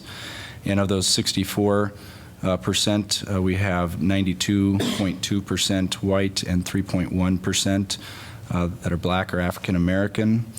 And by allowing us to overhire by 2 positions on a temporary basis, once those numbers normalize and we get back through attrition to a normal staffing level, we would grow the black and African American percent of officers from that 3.1 to 7.6%. And a side note in there is the 2010 census has that baseline of 5.8% of our population that identifies as black or African American. So essentially what we are asking you is for the temporarily allow us to hire 2 additional staff, and again, through natural attrition, we would work our way back down to the current authorized level. Now, the way that police hiring works is that we create a list of qualified applicants. And so it's not the case as in most positions where if we have a police officer vacancy, we go out and advertise. The testing process for police officers is quite intensive, and it makes a lot more sense and has a lot more efficiency for us to go out once a year, once every couple of years, and create a pool of candidates that we can draw from. And what ultimately that process produces, again, is a rank-ordered list of qualified applicants. And as we looked at that rank-ordered list and anticipated who the next people we would be offering employment to, we noticed that there's 3 of the next 4 are minority candidates. So we currently have 2 vacancies, and normally we would just fill those 2 vacancies. We're asking you to allow us to go to 4, so that we can bring on, again, 3 of the 4 new hires would be of minority status and bring them into the department. We're happy to answer any questions. Interim Chief Bill Campbell is here and can talk about the recruitment and hiring process more if you have questions about Jeff, when will we get back to that baseline level that you had talked about? We're just going to wait for retirement? We would wait for retirements. Okay. Typically, we'd have more than 2 officers turnover in a particular year, whether it's retirements or voluntary separations from the department. So I would expect by certainly the end of 2017 that we would be back to that normal staffing level. I'm really happy to support this. I think since I've been on council, we've talked a lot about this and the difficulty of diversifying the city workforce, and particularly the difficulty of diversifying the police force. And a lot of that is because, as Jeff said, the way the hiring is done, civil service requirements, the testing, the list, et cetera. And my concern would be if we don't take advantage of this opportunity and don't overhire, every police department in the country is trying to diversify their workforce. And so the chance of, if we hired 1 of them now and 2 of them we didn't get now, by the time we have openings 6 months or a year from now, they may very well have been hired away by somebody else. And then we spend the next year or 2 years working off from that all-white list that we have left. And so we don't even have another opportunity to increase the diversity of that workforce until we go out and do another testing session and develop another list. So the fact that we have this many highly, highly qualified minority candidates on this list, to me is impressive. I think it's fantastic that we've got people that want to work here and want to be part of this department. It meets our goals. And I think probably, as all of you know, sitting here, and certainly staff knows, I tend to be one of the more fiscally conservative members of this council. Just a little bit. Just a little bit. I'm looking at that tax rate, guys. I'm looking at that tax rate. We're the highest around. We continually are. So I am more than willing to spend the extra money to help us diversify this workforce when we have this kind of an opportunity. And so, yeah, glad to see it happen. Yeah, I would say I'm excited as well. I think this is Susan's made a couple of points already. A great step towards diversity of the workforce. I also think it's going to be helpful in some of the understaffing that we have currently, and another opportunity to engage the community in a different way. And so the other piece that I think Jeff really highlighted is matching our percentage of our population. I think that's something that's important to me, to ensure that we are doing what we can do on a regular basis to ensure that our workforce not only the police department, but in all departments, matches the community that we live in. And so, I'm very supportive. This is very exciting for many different reasons, but particularly again for having the opportunity to really diversify our workforce in a meaningful way. I think, Rockne, I think you mentioned it during our strategic planning period, and obviously recruitment is important. I think this is a great step. I know Interim Chief Campbell is going to have to work on the retention piece as well, and that's going to be an important part as well. But kudos, I really appreciate it. Good work. I think that the timing is perfect, and I think we need to take advantage of this opportunity because we don't know when we would ever get this chance again with these great potential officers for our department. And it's something that I think Jeff had talked about too. I'm really hoping 5 or 10 years from now, one of these candidates will be in an executive position too as well, Right. hopefully in this community. So I think it's a real good opportunity for us. I think that's a really good point, Rockne, because I think, as we are looking, and we had a lot of comments tonight about the police chief search, and as I've talked to, a number of people in the community and in our own police force here, there are so few minorities in the police force here, percentage-wise, here and nationally. And when you get a minority candidate who moves up through the ranks, and if they live out in Washington or Baltimore or even Chicago, they can kind of write their ticket in terms of if they're a good officer, they can kind of write their ticket in terms of moving up through the ranks because there are so few. And so that makes it exceptionally challenging for us to, for example, to go out and hire a black police chief. Mm-hmm. If we're going to get officers and command staff that are minorities, probably the best way we're going to do that is to grow our own. And so the more officers we can bring in, whether diversity, whether it's gender, race, whatever, then that gives us the opportunity to also diversify at the top levels of the staff as well. So I think I think it's a good point. I agree. Any further discussion? All right, roll call. Botchway?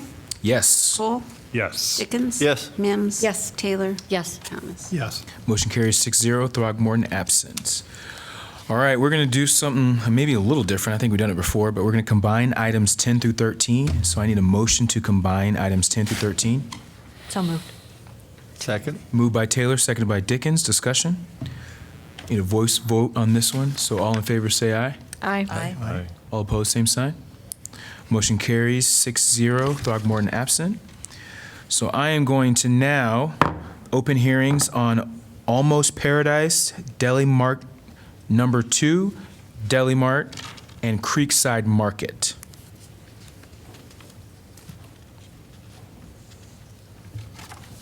Appears that my name is Andy Chappell. I work at the county attorney's office.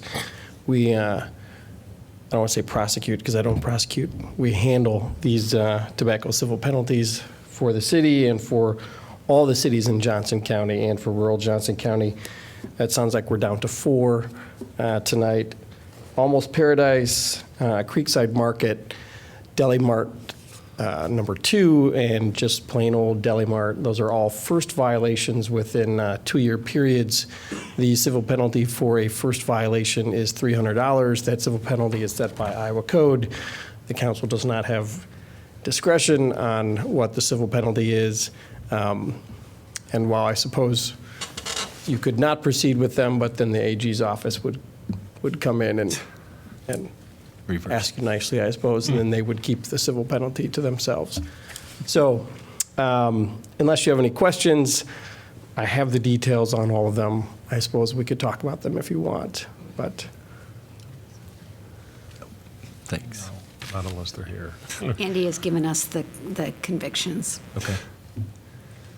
And I don't know if anyone is here to speak on behalf of any of the businesses. I was going to mention that after, if you had anything else. I have nothing else. Okay. Anybody from the businesses want to speak? All right, I'm going to go ahead and close the public hearing. Move the resolution. Second? We're doing all the resolutions. Yeah, we're doing, so move to adopt resolutions items through 10 through 13. Okay. Motion by Mims, seconded by Dickens. Discussion? Roll call? Botchway? Yes? Cole? Yes. Dickens? Yes. Mims? Yes. Taylor? Yes. Thomas? Yes. Motion carries 6-0, Throgmorton absent. We're going to do a similar thing here as well. We have items 14, 15, and 16. No public hearing is necessary as the establishments have waived the hearing and paid the fines. So I motion to adopt resolutions for item 14, 15, and 16. So moved. Second? Moved by Dickens, seconded by Thomas. Discussion? Roll call? Cole? Yes. Dickens? Yes. Mims? Yes. Taylor? Yes. Thomas? Yes. Botchway? Yes. Motion carries 6-0, Throgmorton absent. We are going to move to item 18, council appoint. Mr. Mayor, would you like to note that number 17 has been withdrawn and no action will be necessary? Note item 17, so I'll copy you, Marion, is being deleted from the agenda and no action is necessary. Thank you for that. We're going to move to item 18, council appointments. There are no applicants, so we will re-advertise the following positions: Airport Zoning Commission, Airport Zoning Board of Adjustment, one vacancy for Airport Zoning Board of Adjustment, another vacancy for Airport Zoning Board of Adjustment, one vacancy for Historic Preservation Commission, and one vacancy for Senior Center Commission. Item 19 is announcement of vacancies. I'm just going to kind of run through. There's one vacancy for Board of Appeals, another vacancy for Board of Adjustment, one vacancy for Human Rights Commission, two vacancies for Parks and Recreation Commission, two vacancies for Public Art Advisory Committee, two vacancies for Senior Center Commission, and one vacancy for Telecommunications Commission. Please apply. It's very important that we have participation from our community. Item 21, City Council information.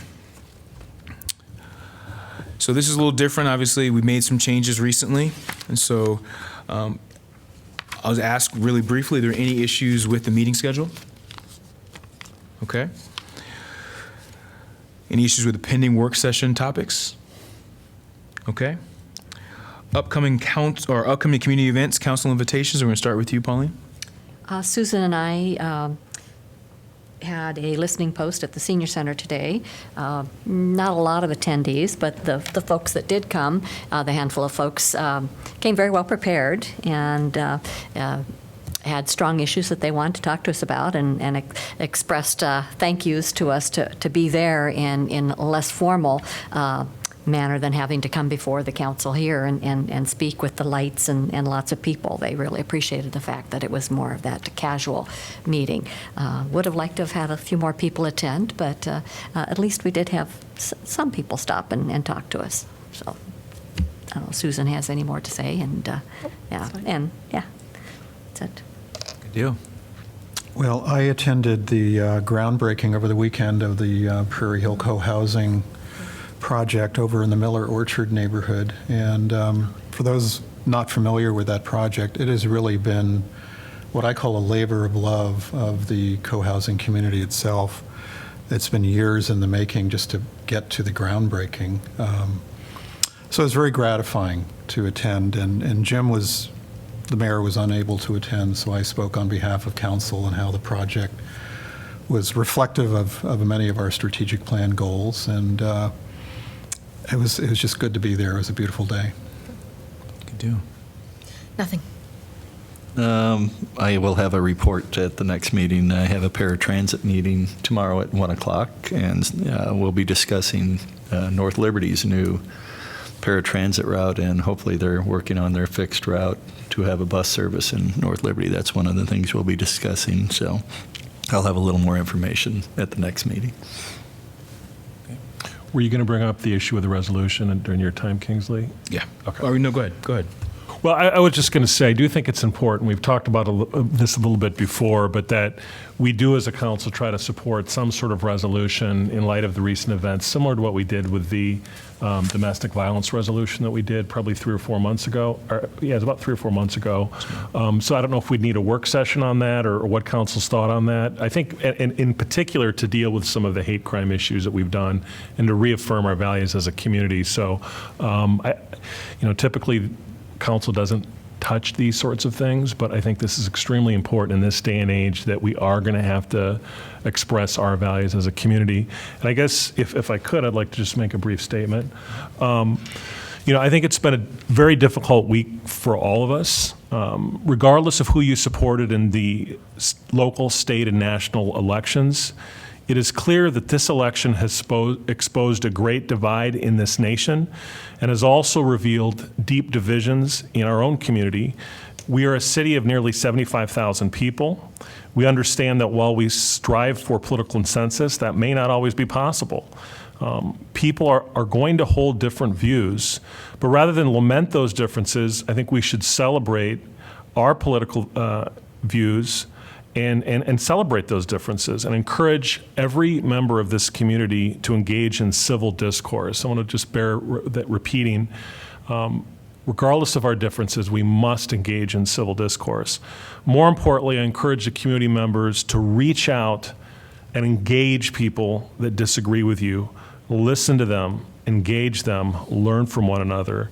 The reason why I love living in this community is that it's a community based upon connection, listening and respecting one another, and inspiring one another. And I have to say, I didn't have an opportunity to speak to the young people tonight, but I was so inspired by every single one of those students that spoke out.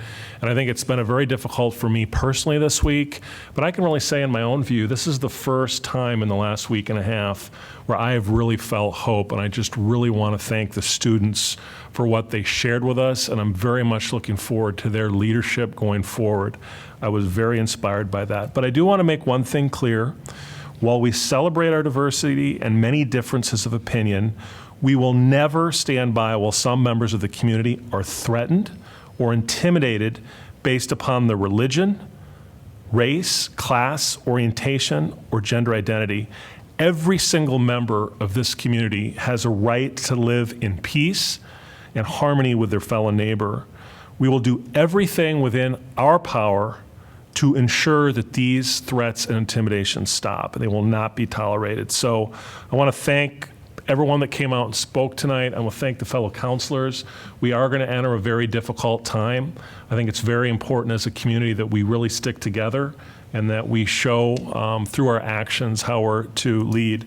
Normally council time is a little bit more perfunctory, but I think in this day and age, we really have to make these sorts of statements. And so I'm hoping that Kingsley can call for either a resolution or proclamation, obviously in consultation with the mayor once he gets back, so we can clearly express our values. And I don't know, do you think we'd maybe need a work session on it, or I don't know what people think?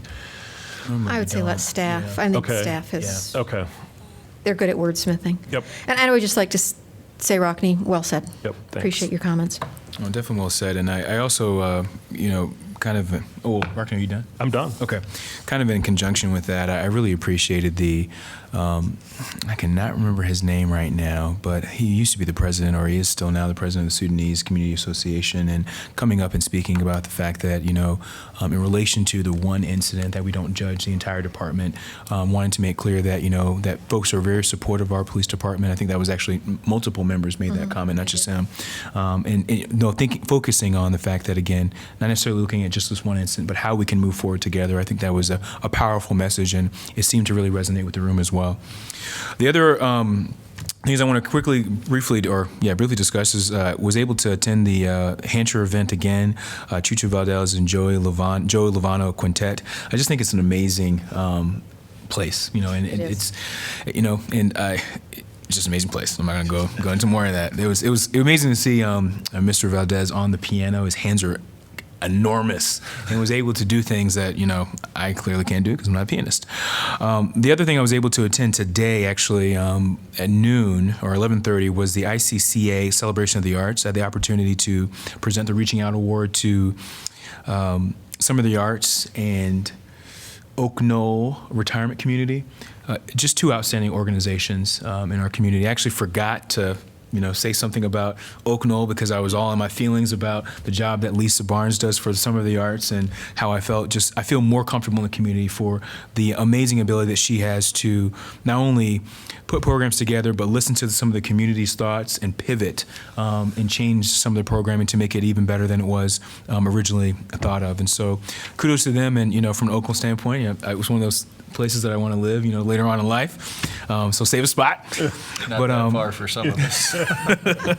But again, just two great organizations from that standpoint.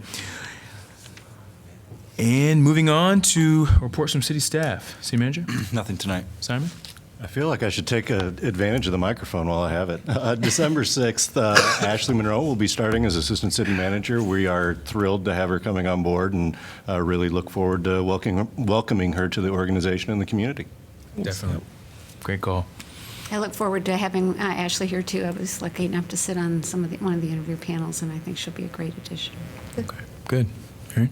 I had one more thing since you were talking about Hancher. I was fortunate enough to attend the dedication ceremony for the Stade Family Children's Hospital, which is just amazing. But the weekend before that, I attended the open house, so was able to go up to the 12th floor and talk about being proud of our city. People talk about that's the press box and you've got the view of the Kinnick, but if you go on the east side, the view of the city, it's almost like a 360-degree view of Iowa City. And the people that were touring were just amazed. It's like, wow, look at Iowa City. And it's like so impressive. So if anybody ever gets a chance to go up there, I mean, you will just be in awe. It's a spectacular view of our wonderful city. Good deal. Good deal. All right, And happy birthday to my granddaughter who turned 2 today. That's a good call. That's a good call at the end. All right, can we get a motion to adjourn? So moved. Second. Moved by Mims, seconded by Dickens. All in favor say aye. Aye. All opposed, same sign. We are adjourned. Thank you.